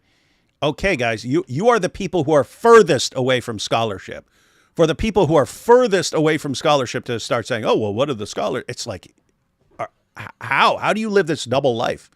It's weird. And just to be clear, I'm not saying I agree with Kloppenberg. I don't even know if Q existed. And if it did, I don't think it can be reconstructed. I think that's absurd. It's as absurd as you get of the theory of the hypotheses, like what you get with the documentary hypotheses. I don't think this is something that we should be engaging in. But nevertheless, scholars still do it. By the way, even if you go through all of these scholars and you give them a head count of, let's say you meet his challenge, what he'll do is he won't care at all. He won't care 1 ounce at all, and he'll just like make something else up and pretend that that's why he rejects it, when the real reason is because it doesn't agree with the Quran. That's the real reason. But they'll continuously look for, like, because we've done this with them in so many different areas where they're like, oh, this is the reason why I, reject the crucifixion, for example. Not because, and they're like some Gnostic gospel or, literature, whatever. And then you go through all that literature with them, you debunk it, and you explain why they believed what they believed and why they said what they said. And they just go, oh, well, there's this other thing, and you debunk that. And it really just comes down to because the Quran says so. And like Fan said, they need to just man up honest. And be honest and take stand on what they believe in. Yeah, just say this book or nothing. Yeah. But all this has led me. I'm going to do 2 videos. One, all the evidence Jesus was a miracle worker, and all the evidence Jesus predicted his death and resurrection. So I'm working on those 2 right now. That's awesome. Hey, nice. Are you gonna? You should include. Yeah, that's great. I would include like prophecies too, like Isaiah 53 as well, and other prophecies about the death of the Messiah as well. Hey, I see what you mean. Yeah. Look at Claudio here. There's the guy who mocked the Trinity. 1 + 1 + 1 = 1. And look what he says here. Brother, why are you so angry? Is this the way to build a bridge to a religion which belongs to 1/3 of the world? What makes you think I'm trying to build a bridge to your stupid pagan nonsense religion that calls me the worst of creatures and orders you to violently subjugate me? Yeah, I wake up every day and I go, there's a religion out there that calls Jews and Christians the worst of creatures and calls for our violent subjugation and says, don't under any circumstances be friend with these guys unless it's to deceive them. I really want to build bridges with this religion. I just sit back, I really want to build bridges. Dude, shut up. I mean, notice, I'll make fun of your God. I'll make fun of your God. Hey, why aren't you trying to build bridges with my religion that causes me to act like a complete idiot all day? My goodness. Yeah, not only was his last message, he was making fun of our God. Yeah, he was he building a bridge with that 1 + 1? Yeah, and he was calling us sisters. Hypocrite. Yep, hypocrite. Now he's calling insults and hypocrites. Dude, you got dude. What is Dawa? You see what Dawa is, guys? I'll insult all day. Oh no, they're refuting me. Oh guys, I just want to build bridges. Why are we just building bridges? We're victims here. We're victims. Shut up, guys. We've heard all this. You want to build a bridge when you're winning. Yeah. You only want to build a bridge when you're winning, and when we're losing, which they want to insult. Dean's position on 1094. Woohoo! If you, a prophet, are in doubt about these stories that we have revealed to you, then ask those who read the scriptures before you. The truth has certainly come to you from your Lord, so do not be one of those who doubt.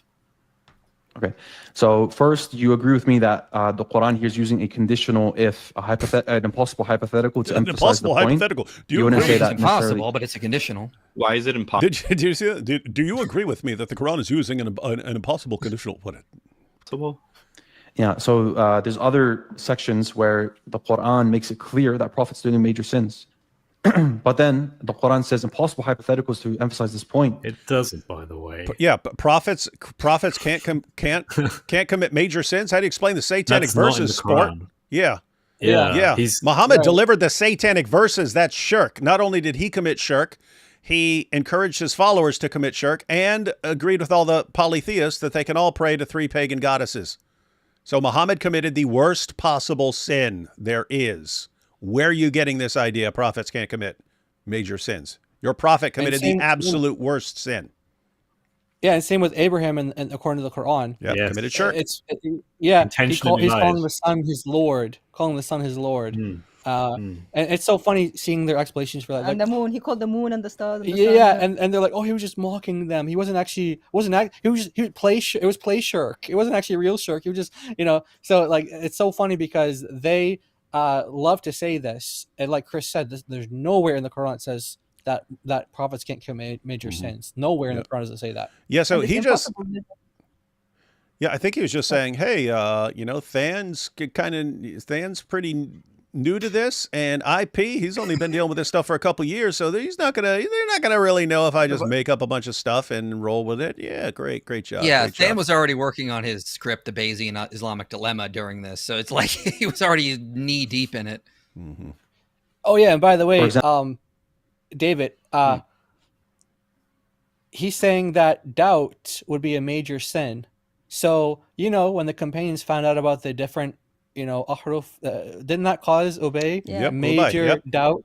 So it's a major sin according to Dean, a major sin.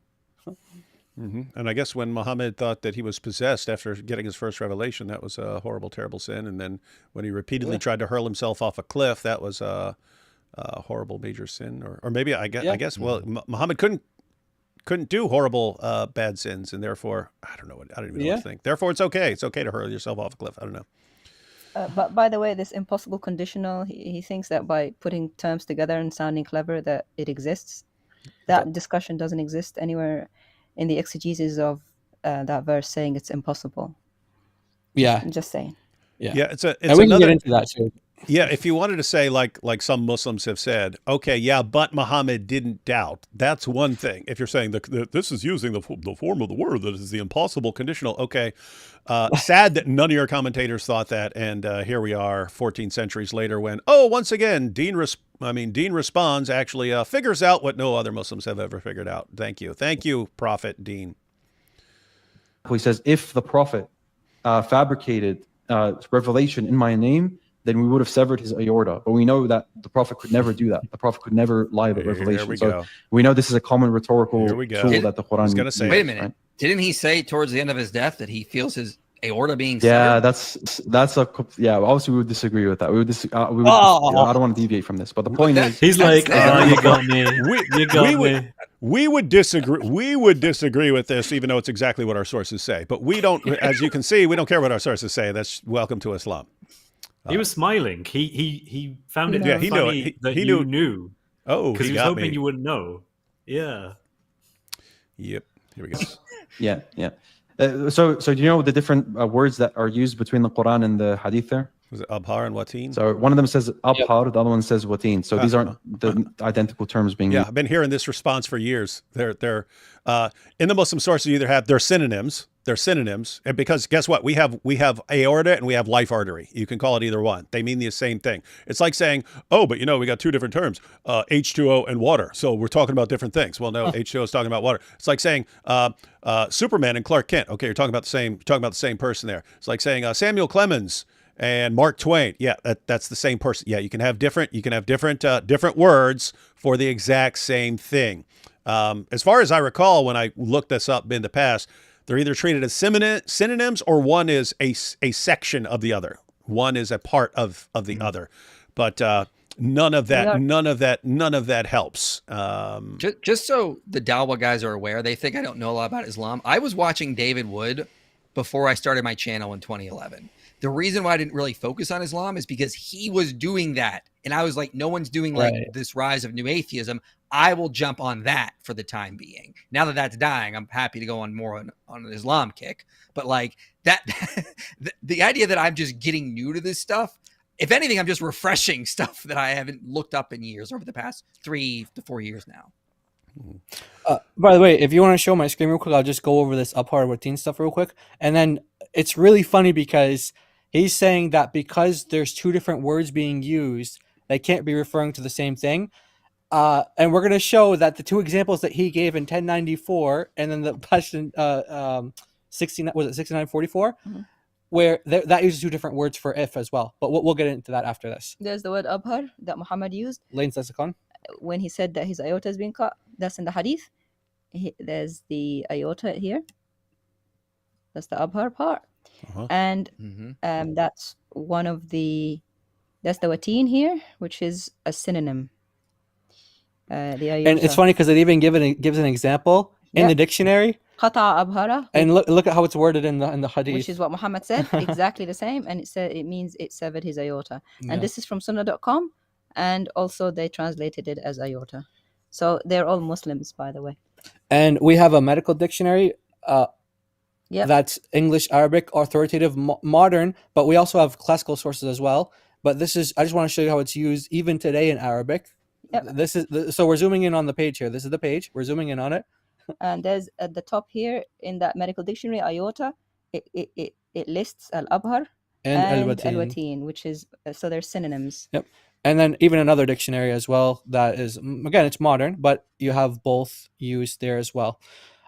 So this whole impossible thing, we can cover that real quick too. So because sometimes most people will take a different angle and they'll say grammatically, like when this structure is used where it says fa'in, like that, so if, that this is the grammatical impossibility. So if this, when you say fa'in or when you say so if, this is grammatically an impossible condition. If you think that that's what that means, okay, let's use that same exact word in different verses in the Quran. Watch where you would get if you say it's impossible. Hang on, guys. Just to be clear, you heard it here, guys. When you have this formulation here, it's it's impossible. Talking about impossible. Yeah. Okay. Yeah. All right. Got that. Yeah. So the word you want to hear is fa'in. So whenever you hear us saying that or in, but we're gonna use fa'in as well because we're gonna the whole construction. So fa is just so. Yeah, fa just means so. So just think of in as in and out. In is what they think is the impossible if. Yeah. Here it says wa in kuntum ala safarin. If you are on a journey. So apparently it's impossible for anyone to be on a journey. Okay? And you cannot find a scribe, right? Then a security deposit should be taken. And if fa'in amina ba'dukum ba'da, if one of you trusts another. So no one can entrust another, according to according to Dee's response. No one. Hey, thank you, Dee's. You're offering powerful stuff. By the way, everyone paying attention.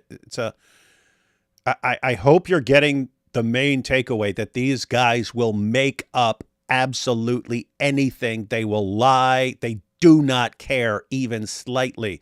They'll make up something, and they don't care what damage, what the fallout's going to be. They don't care. Oh, okay, this is saying that if Muhammad's in doubt, that he should go to the people of the book. Well, we don't want to go with that because that would obviously mean that the book is as good as gold and it's an authority over the Quran. We can't allow that. So we're going to say it's impossible. This is impossible. This is the language of impossibility.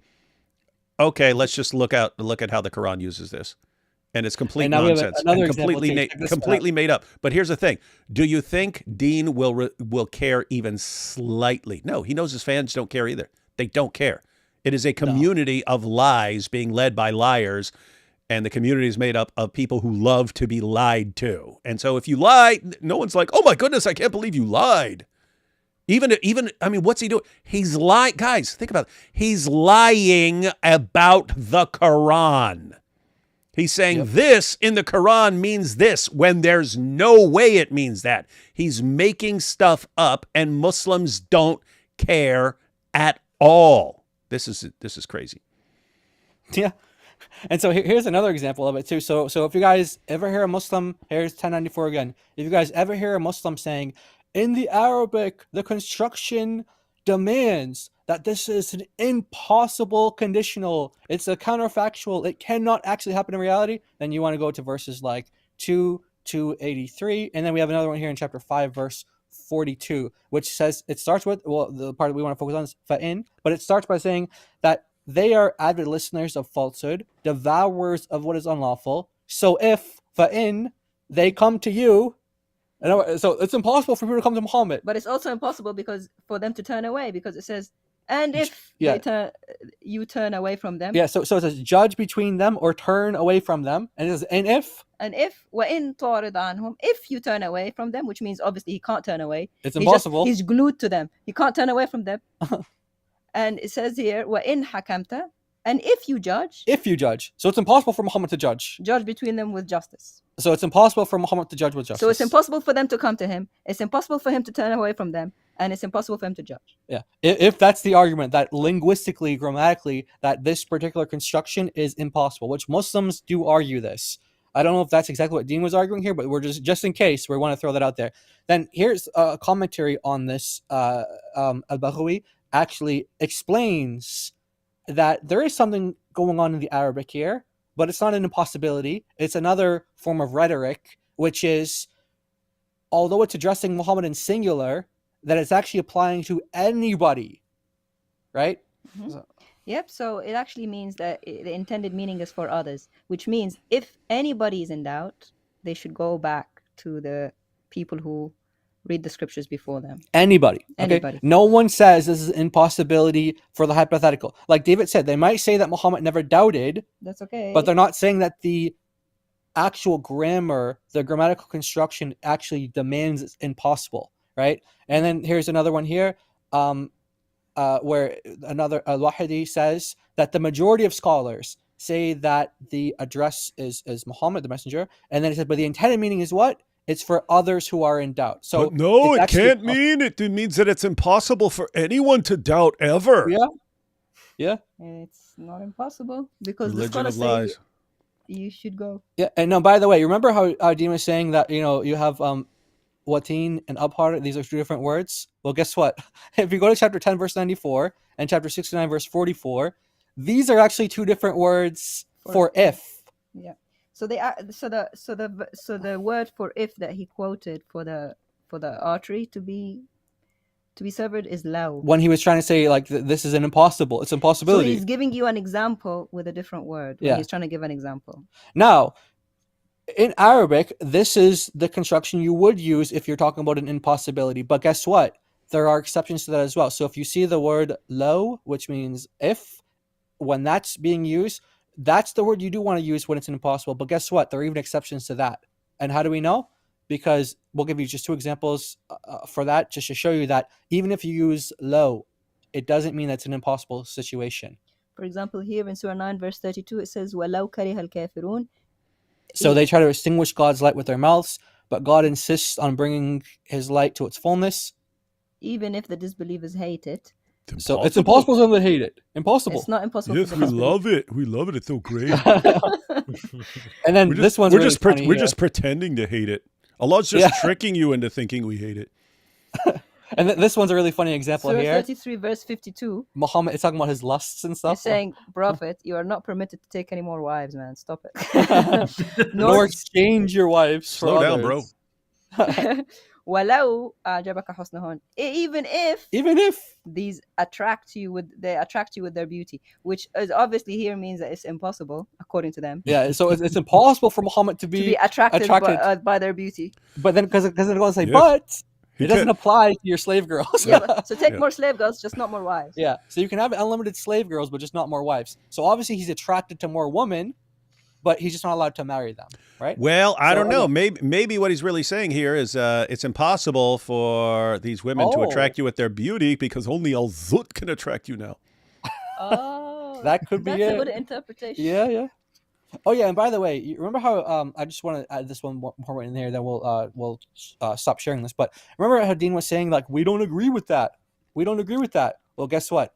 Islam QA agrees with that. They say that you can't disagree with it. There's no room for doubt that the poison affected his body and that he died from this. There's no room for doubt, according to the scholars. Yeah, they say he died as a martyr because he was poisoned by someone else. But remember, Dean was saying, we don't agree with that. We don't agree that Muhammad died. And what did they say for the word? My aorta. But why would they translate into English like that if that's not what I mean? Yeah. So yeah, that's all we wanted to share with that. Yeah. Yes. Fun stuff. All right, let's finish up this video here. All right. So I really don't want to deviate. So 1094 says, if you, O prophet, are in doubt about these stories that we revealed to you, first, I just want to agree that this is an impossible hypothetical. Then we can continue. Is that okay? First, let's all agree that this made-up rule that we have to make up to avoid the meaning of the actual verse, and so we're just distorting the scripture as Allah condemns Jews and Christians of doing. Can we all agree on my distortion and made-up rule?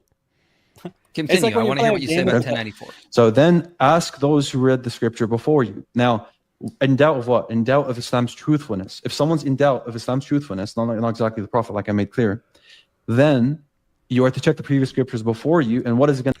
1 second. This guy keeps spamming the same stupid comment over and over again. Ali Kasha says, Apologetics Roadshow, Muslims ruled India, Spain, Egypt, 15 million Coptics until a few years, etc. Based on your wise interpretation, Muslims should have dealt with Christians. Why do they still exist? Well, what are you saying? That my interpretation is that Christians have to cease to exist according to Islam? They're called to be subjugated, which is exactly what happened in India, Spain, and Egypt. It's exactly what happened. You subjugated them. They become second-class citizens. What? Okay, we're talking about making a logic book. This would be a straw man if we're using logic, if we're breaking logic down. Straw man is where you make up something that your opponent is saying, and then you attack that. So David is saying that any time a Muslim gets power over a Christian, he will kill all the Christians. Where did I say that? Where would I be arguing that from? It's made up. You made up that's my position, and then you attack it. Ha ha ha ha! But Egypt and India and Spain refute this. My goodness, why is every single Dawah fan like this? Why? Why can't one of you say one thing that is factually correct and doesn't contain a logical fallacy? Once, ever. I don't know. It's weird, man. Anyway, go away. It's getting old. Having to deal with all this stupid nonsense all the time. All right, back to the video. Attest to what the consistent theme of the Quran has been. Chapter 7, verse 157, the prophets mentioned. So that's the point being said here. To the people of the book, to the people of the book that read the scripture that find him in there, basically, which is basically what I'm saying. Where does this verse say to find you mentioned in there?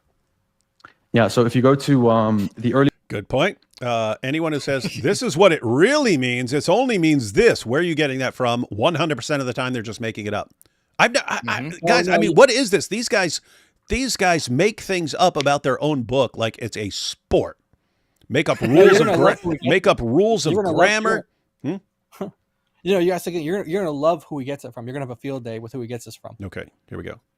This commentary we have, Muqatil bin Sulaiman. No, where in the verse? Did he say Muqatil? Muqatil, yeah. Awesome. Oh, please go to Muqatil. He's one of our early sources on the satanic verses. Thank you, buddy. And yeah.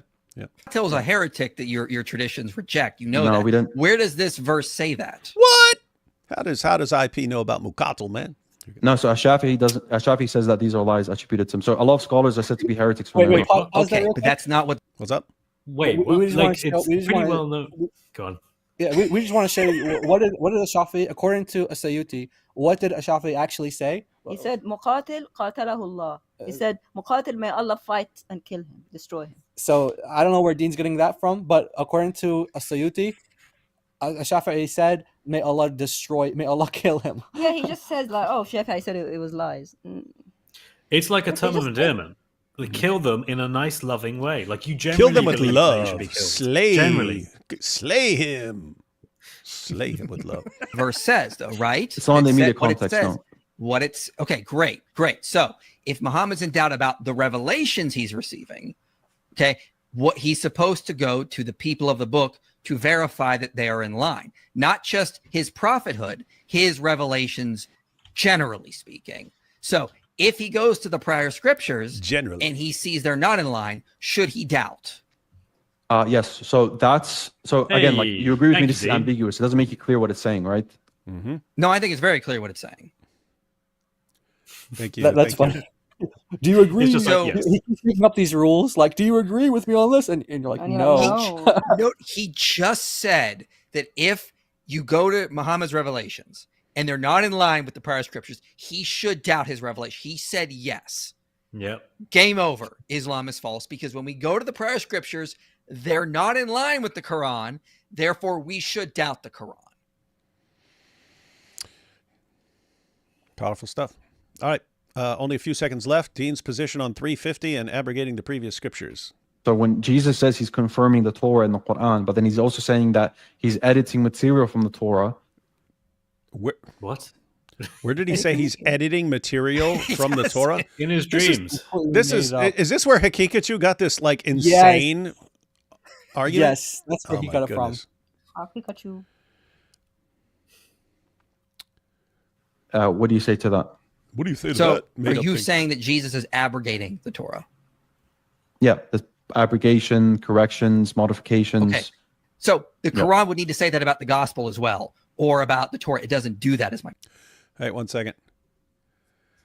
Hey, this is the same guy who just said, "What? How can you explain that Christians haven't been completely exterminated?" And here he says, "Brother, you are really angry, man. Since your visit to Satan Yahoo, you really jumped to the next anger level." Yeah. Sorry, when I read that, I thought he was just calling Yahoo the Satan. Yeah. Like the so I apparently have met Satan Yahoo. Don't recall that ever. And that I'm really angry since my visit that I've never visited. And I jumped with 2 M's to the next anger level. Yeah, guys, if you go back 5 years ago, I was just like, I didn't have any problem with guys just constantly lying and making stuff up and lying about God and leading people astray to hell. Yeah, I didn't have a problem with any of that. Anyway, dude, I told you to go away with this nonsense. You didn't. You're still posting stupid comments. So sorry, but now you're gone. And by the way, in your ignorance, Ali, Kasha, in your ignorance, you actually just called Yahweh Satan. You don't see that they just quote these things because they learn from people like Daniel and other, or like Nick Fuentes or whatever. This is actually calling Yahweh Satan. So he just blasphemed God to this high level. He doesn't even know what he's doing. He's just throwing in these random words. Very dangerous for you, man. Anyway, that was the end of the video. Let me back it up because it was only a few seconds long. But this 350. Yeah, that was it. So when Jesus says he's confirming the Torah and the Quran, but then he's also saying that he's editing material from the Torah, what do you say to that? Doesn't say it. So these response just made it up again. And now he's lying about what the Quran says Jesus did. And how do you respond to this thing that I made up? What has he said in this video we watched that isn't completely made up? And this is Dawah, guys. This is Dawah. This is every Dawah guy you run into. Let me make up 50 things in order to keep you from arguing against this completely idiotic thing my God said. Are you saying that Jesus is abrogating the Torah? Yeah, the abrogation, corrections, modifications. Okay. Corrections and So modifications. The Quran would need to say that about the gospel he's as just well, added that. or about the Torah. It doesn't do that, is my point. These guys, they don't care. They don't care. You're dealing with compulsive liars who lie even about their own book, people they say they respect. They're just days. You got problems, man. I mean, we've interacted. We've watched more of your stuff than we have from Orthodox Lips. But dude, you're a liar, man. There's no way to interpret what you're saying other than you being just a chronic compulsive liar. So if you're expecting to be taken seriously, dude, this is bad, man. You need to do a better job. You can see what he's doing as well. Like he actually said the correct thing first, like abrogate. And then he's like, oh, that doesn't quite get where I want to go. So I'm just going to say, I'm going to make it up. Yeah. And then he just adds things to make it more in line with what he's trying to get to. And it's like, dude, you're changing your own Quran on the fly. All right. And by the way, if abrogation means editing and corrupting, that means you guys know what that means. It means the Quran's because the Quran, verses of the Quran abrogate other verses, and therefore they're corrupt. Therefore, the Quran is corrupt. Thank you. Good job. Does Dean Response care at all that he just proved the corruption of the Quran? Not even slightly, because it doesn't matter in Dawah. Oh boy. All right, guys, we've been on here for a while. If anyone needs to cut, I want to go through the super chats. But if anyone want to cut out, soon. Okay. Yeah, I get it ready for my stream, which is in an hour and a half on my channel. Well, go ahead and share. Go ahead and share any final thoughts you have, and then you can go ahead and cut out, and I'll go through super chats. Yeah, I mean, I don't know, man. I just every time I'm dealing with the Islamic dilemma, I'm so blown away by how bad the responses are. I mean, and you saw the circular reasoning there with him, and Fan has only been studying the Islamic dilemma for a few months, and he was dominating this conversation. Like, it's not hard for Christians to learn this. It's insane how easy it is to debunk Islam. I was just in Omaha. I gave a presentation on the Islamic dilemma. The first person I caught on stage was able to present it in a coherent fashion. Like, that was him learning it on the spot in the audience for like 30 minutes. And I called up, I pretended to be a Muslim. He was able to just run the Islamic dilemma quite easily. So, man, it's insane how easy it is to debunk Islam. But yeah, David will be on my channel, in an hour and a half, and we will stream on Myron Gaines blasting away at Muslims and attacking Islam. Not in a Zoot sense, though. Not in a Zoot sense. IP, you might want to send AP a message because he has a stream scheduled for 1. What time is that? 8 for you guys. So I don't think he remembered that he's on your channel. No, he did because I messaged him. I messaged him earlier. That's tomorrow. Oh, okay, my bad. Yeah, I messaged him earlier. Yes, he did forget about it, but yeah, now he knows. Okay. Yeah. All right, just a heads up. Okay, yeah. Cool. Appreciate it. All right, man. All right. God bless you. Thank you. All right, I'll see you guys a little bit. Bye. God bless, man. You okay, Chris? Yeah, I'm good. Yeah. All right. Let's check some super chats here. To all, thoughts on the manga Berserk? You seriously asking? Anyone familiar with that? I have no idea. Yeah, that's one of those. Those are the comic books, man. Those Japanese comic books. Yeah, I'm not familiar with any of that except for I did watch One Punch Man, the cartoon. There's something my wife made me watch called Berserk, and it's an anime thing. Yeah, that's a manga. I don't know if it's a reference to that. I'm not sure what I think.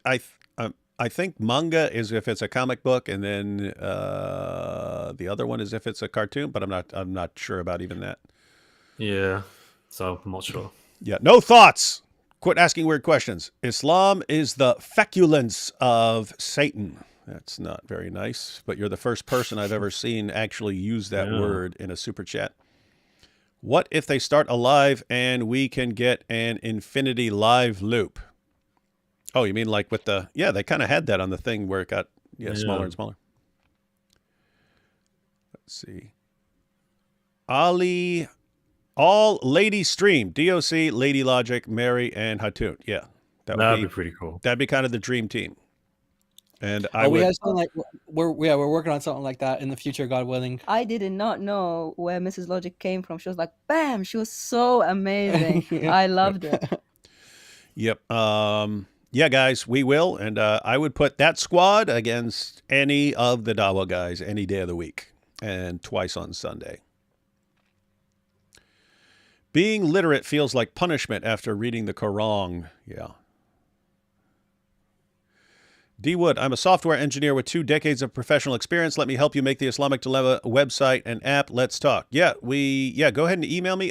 I've had several people already, just because I said it. I've had several people offer to help with the website and stuff. We'll have to figure out. I'll have to ask for like sample work or something like that because you got a bunch of people volunteering. But yeah, we'll probably want to put together a team after we figure out exactly what we want, and then we'll kind of have to see who's capable of making whatever thoughts enter our heads. Me, Jai, DOC, Chris, everyone who's working on the content. Whenever we come up with an idea, how does that get transferred to a website and be awesome? And so, we'll need a team for that. Yeah, go ahead and email me. My Muslim family rejects the authenticity and transmission of the Minhaj Zut. What else is in that same material, same author they would accept? Like Musnad Ahmad? Yeah, what is there in you're talking about Muslim family? They're going to believe all kinds of stuff in Musnad Ahmad. Yeah. Yeah, we don't know exactly what you're saying. I don't know if there's like unique things in Musnad Ahmad that's not in other hadith collections, but I know that's like an accepted. It's a well accepted hadith book. By what year you think the UK will turn against Islam? Very good question. I would guess pretty soon. But Chris, you're the expert. I'm not an expert, but something will eventually have to change, because when you have non-integrated, isolated communities that actively not only don't agree with your values, your democratic liberal values, but fundamentally despise them and have to as part of their deeply held ancestral religion, as part of their ethnicity, something has to change there eventually. I just hope it happens in a very peaceful way when it eventually does, because it's not gonna be good for anyone. Yeah, I think you guys have a sort of a pressure cooker thing going on right now, where pressure is building and building and building, and all you people in the UK, there's still a peaceful way of dealing with this. We know what Islam's kryptonite is. It's finding out problems with Goats. Muhammad. Yep. Al-Zut. Yep. Yeah. Yeah. Biggest thing that causes Muslims to doubt their religion: moral problems with Muhammad. And then we've got the Dawah blocker, which is the Islamic dilemma. So anyone who's worried about Islam should be learning this stuff real quick like. But assuming people don't actually go the peaceful route, I think the UK is just going to become it's already a pressure cooker, but the pressure is going to keep building and building and building. And then eventually you're going to get something that sets off a lot of people, some rape and murder or terrorist attack or something like that. And it's people are going to flip out. Yo, guys, is the war between Israel and Palestine over? I don't know what's going on. Well, it's never over. It's never over. Like, sometimes Trump said everlasting peace. There's a ceasefire. Yeah, but what I mean is, like, sometimes it lasts for like a couple of years, and it's never actually over. It might be over for a couple of years, but we don't even know if it's going to be over for a week. You kind of can't tell when someone's going to change their mind about something. But yeah, guys, the bottom line is we do not know, but we would guess it's not over. Yeah. The hostages, they're and that's awesome and so on. But yeah, we don't know that the current arrangement is going to. We don't know if it's going to last a week or 10 years. We just don't know, but we'll find out. God bless yous. May there be a continuous refilling of your cups that overflows into the hearts and homes of the non-believers. Jesus is God. Amen. Amen. Thank you. Amen. Dees has his nuts, so Orthodox has followers. Talking about the groups there. Dees, he has, so you got Dees responds, and his followers are called the nuts, the Dees nuts. And then Orthodox has his followers. I don't think that one's gonna catch on. Followers. Wait, we have Lipiano, Orthodox Lips, Daniel Hikikaju, John Fountain, Momo Hegab, Yamani, and Hamza's Dungeon. Who am I missing? These guys are perfect for nicknames. They are. I've read that Ibn Abbas' Tafsir is not authentically his work, but a much later compilation from 14th to 15th century, falsely attributed him. True. What do you think? So, I mean, I know it. If you're going on like altafsir.com and you look at the one that says Ibn Abbas, that's what most Muslims will tell you. Most Muslims will tell you that's not. That's basically people put together what they had from Ibn Abbas all over and put it all together, right? And then said this is the Tafsir of Ibn Abbas. Yeah, you don't have like some book that goes back to the 7th century that was Ibn Abbas and it was passed down. I think Muqatil is our first complete Tafsir that we still actually have. But you do find Ibn Abbas quoted like Ibn Kathir. And I remember when, David, when you went to go to Uthman, he was like, I accept everything that Ibn Kathir says about Ibn Abbas. That's the Ibn Abbas that I accept. It was Ibn Kathir. So I remember I looked into some of these weird like hadiths and statements that Ibn Abbas made according to Ibn Kathir. And I found one where he says that, you know how they say like the 7 earths? Mm-hmm. They believe that for each earth there's like a prophet, like there's like a Moses in each of the 7 earths. That's what he said. Ibn Abbas said that, and he said like there's a Muhammad for every of the seven earths. Like a parallel universe. Parallel universes. So that's what Ibn Abbas believes. Can you imagine? Hide the girls. Hide the 7 al-Zuts. Yeah. Yeah, So there's 7 Muhammads. So that would be 210 al-Zuts. Yeah. You got 30 per Muhammad. They all got to have the strength of 30 men. So they all need the 30 al-Zuts. Thoughts on Saint Murad's Quran translation? Not familiar with it. Anyone have any thoughts on that? So I had Saint Murad on my channel. I've had him on twice now, I think. We did 2 live streams to advertise his Quran translation, to which he did his own lexicon for. It's, from what I can tell, I mean, I'm not a native Arab, like I don't know Arabic, so there's only so much I can say about it. From what I've seen, it's a very useful tool because it takes the Quran and it basically translates it in a way that is not conforming to the Umayyad and Abbasid presupposition, which comes later and is like later reflected back on the Quran. He strips that away and tries to give you a more sort of neutral perspective on what the actual Arabic means. So we've seen it, and he messaged us and emailed us about it in the past, and we basically told them that we don't find that he has like the scholarship to back a lot of the things that he says. So that was kind of our take on it. It seems to be like a lot of theories that like Jay Smith would promote, for example, that he is in line with, and so some of these assumptions we don't agree with, and then some of them just have no language basis at all.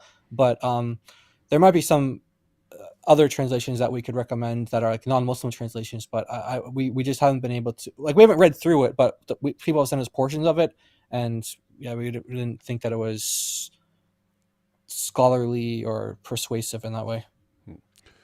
Well, you can't expect an Islamic book to be very scholarly. D. Wood has mentioned a fallacy book since D's started. That's correct. Al-Quran has truth like a sewer has drinking water. Well, all water is pure. Muhammad. All water is pure. So yeah. Hey, we should connect those. Like Muhammad knew that his book was filled with complete garbage, and therefore he tried to get people's thinking in line. Hey, water's not made impure by anything. So even if you see like all this garbage and dead animals and used menstrual cloth and human waste in there, it's still as good as gold. Now, when you go to my book and you find the same thing, it's still as good as gold too. Yep. Well, let's see. D. Wood's book of zootological. What's wrong with people, man? Why are people obsessed with these al-Zut jokes? Hey, team, the Dawahgandists are really lost. Thank you, Isa. You are correct, sir. It's Isa. Yeah, good to see you, man. Oh. Who is Q? Who is Q? Is he a Men in Black agent? No. He's a powerful no, it's the guy that alien gives from Star Trek. He gives James Bond all the weapons, right? Yeah, there's been lots of people called Q. Yeah, so you had the Star Trek guy called Q, and then the James Bond, and then the Men in Black. Come up with a different letter, everyone. Do any Christian apologists bring up the Shroud of Turin? No, not ever. The scientific evidence supporting the Shroud brought me to faith in the resurrection. Yeah, Gary Habermas. Go with that. Muslims don't seem to understand that their metaphysical commitments create a biconditional between Islam and the Quran. What does that mean? Translate that for us, David. Biconditional. I'd have to. Yeah, so a conditional is like if this, then this. Biconditional is like either way. Like you can go if this, then this, or like if that, then that. Yeah. I'd have to think about what this means. Biconditional between Islam and the Quran. Yeah, I'd have to think about that. Okay. The stark differences in how various da'wah groups respond to the Islamic dilemma indicate that there is no single coherent solution within Islam. That's right. Correct. That's because there isn't. Yeah, and I mean, think if they had one good response, if they had one like halfway plausible response, I think they'd all be rallying around it. And yet they're all going, no, yours is wrong. No, yours is wrong. No, yours is stupid. No, yours is stupid. But yours is even stupider than mine. No, yours is the stupidest. Oh, see? There is no Islamic dilemma. God bless you, Dileminators. Giant DOC, what parts of Arabic grammar would you say are most twisted by Dawahgandists and best for us to learn prepositions like pray to versus pray for, anything else particular, everything, ha ha. Yeah, I guess the vocabulary would be a good place because they'll say like the word makar doesn't, it means to plot, it doesn't mean to deceive, or like the example there, to pray. Sometimes I won't even grant that it means pray. That was a rare slip of honesty accidentally from Muhammad Hijab in the debate with David Wood.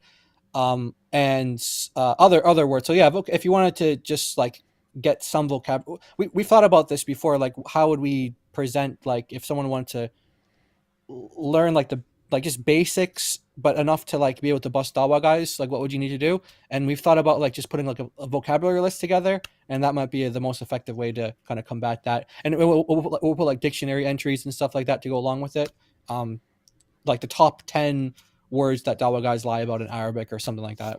I would say as soon as they say the word Arabic and rule, check everything. Yeah. Say, okay, give me the evidence for it so I can check with my Arab friends. That's a good principle in general with these guys, since they're compulsive liars. Anything they say, I need a source and I need evidence for that, because you guys are the biggest bunch of liars the world has ever seen. That's right. And even when they give sources, like you saw, Pause. Yeah, I would say pause. I'm going to read what you just tried to show me, because I know you guys will say, oh, here's the source, and then it doesn't say what you're saying it says at all.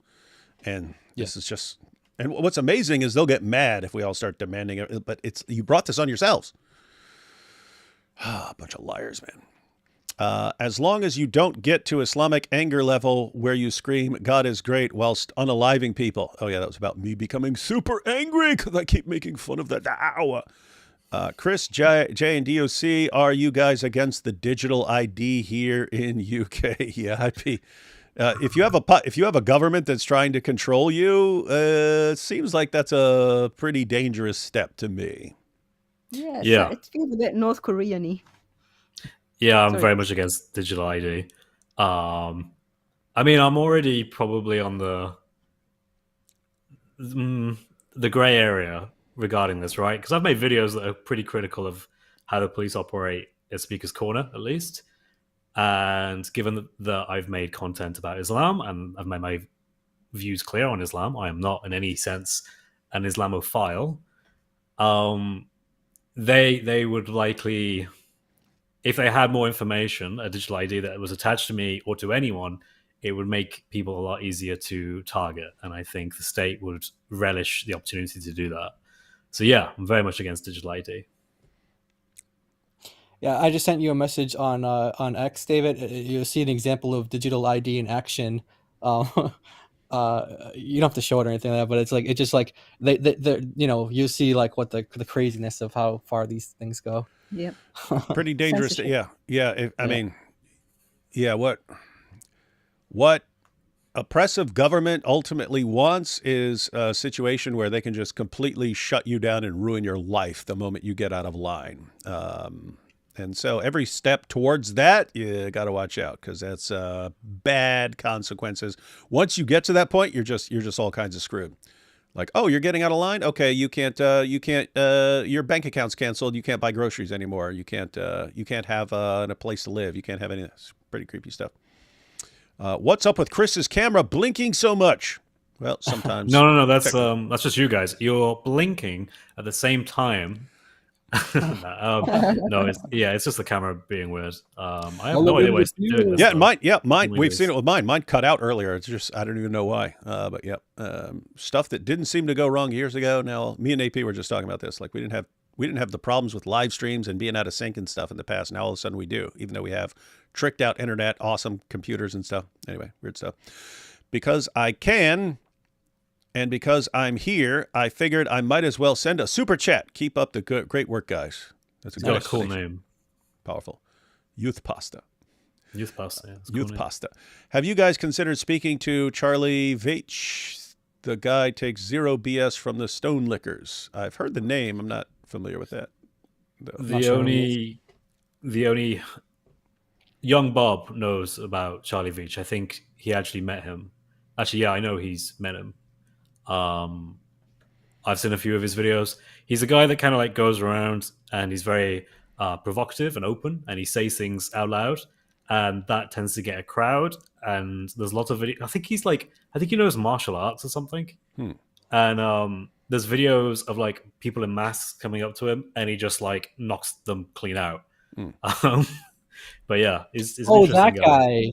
Oh yeah, I've seen that guy. Yeah, I've seen that guy. Yeah, I've seen that guy. Yeah, you seen like the guy with the hoodie and mask coming like up to him, Antifa and he's telling him, equivalent. "Don't come." That's it. Yeah, and he's like, "Don't come near me, don't come near." And then he like karate chops him and then swipes his leg, and he just goes flying. I saw him like kick some guy in the chest because he a Muslim was like put a mask on and he like took a stone, like he was gonna hit him with a stone or something, and he like karate kicked him or something like that, and the guy like so that's that guy. Okay, I have seen that guy. Yeah, I have seen him. Coming from God Logic's Live, got al zooted. Oh, hi everyone. That's what happens. That's what happens. Oh, what happened to his life?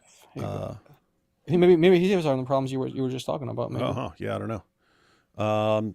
The Lamb Apologetic, so he's the one who brought up biconditional, so he's explaining himself here. I'm saying they don't understand why their arguments are circular. They think that using the Quran to prove Islam true is fine, not knowing they're a binary conditional, if and only if, vice versa. I'd have to think about that as far as like describing it as a biconditional instead of as just saying circular.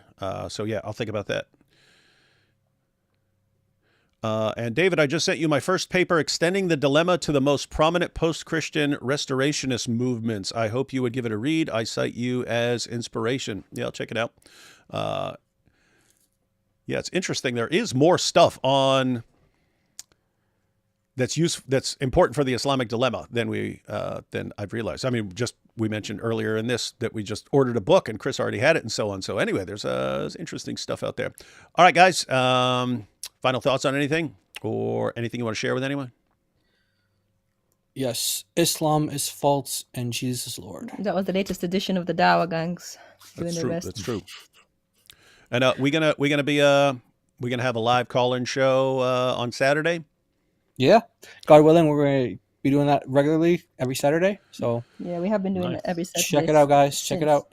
Yeah, guys. So any of you Muslims who are watching who are like, no, if I could just call in, I would humiliate them. You have an opportunity Saturday, Giant DOC's channel. Chris, final thoughts? Anything? Oh, it's a great time to be alive. There are so many reasons not to be a Muslim that it's becoming difficult to count them. But we do know one of the best ones, and that is the Islamic dilemma. We know, as we've been banging this drum for a while now, Islam is not coherent. It confirms things that it also contradicts. Then people add stuff like, no, it's changing them intentionally, but we can't prove that. It's not in the Quran. We're doing bid'ah 24 hours a day, trying to get out of this mess. We've brought in this guy called John Fontaine out of nowhere. Hopefully he can solve it. And if he doesn't, then we've got to rely on Dean and Orthodox, but it doesn't look like they're getting anywhere. So I'm very grateful that I'm not a Muslim, that I follow the true Jesus, the one that is written about in the true Injil that we do have and has been preserved, as the Quran says. I'm very grateful that I follow that. And I encourage Muslims to think long and hard about whether or not they want to follow Muhammad or if they have a better example in our Lord Jesus Christ. Oh, and I'm also writing a book on the Islamic dilemma. I feel like I have to say this, like I have to do self-promoting.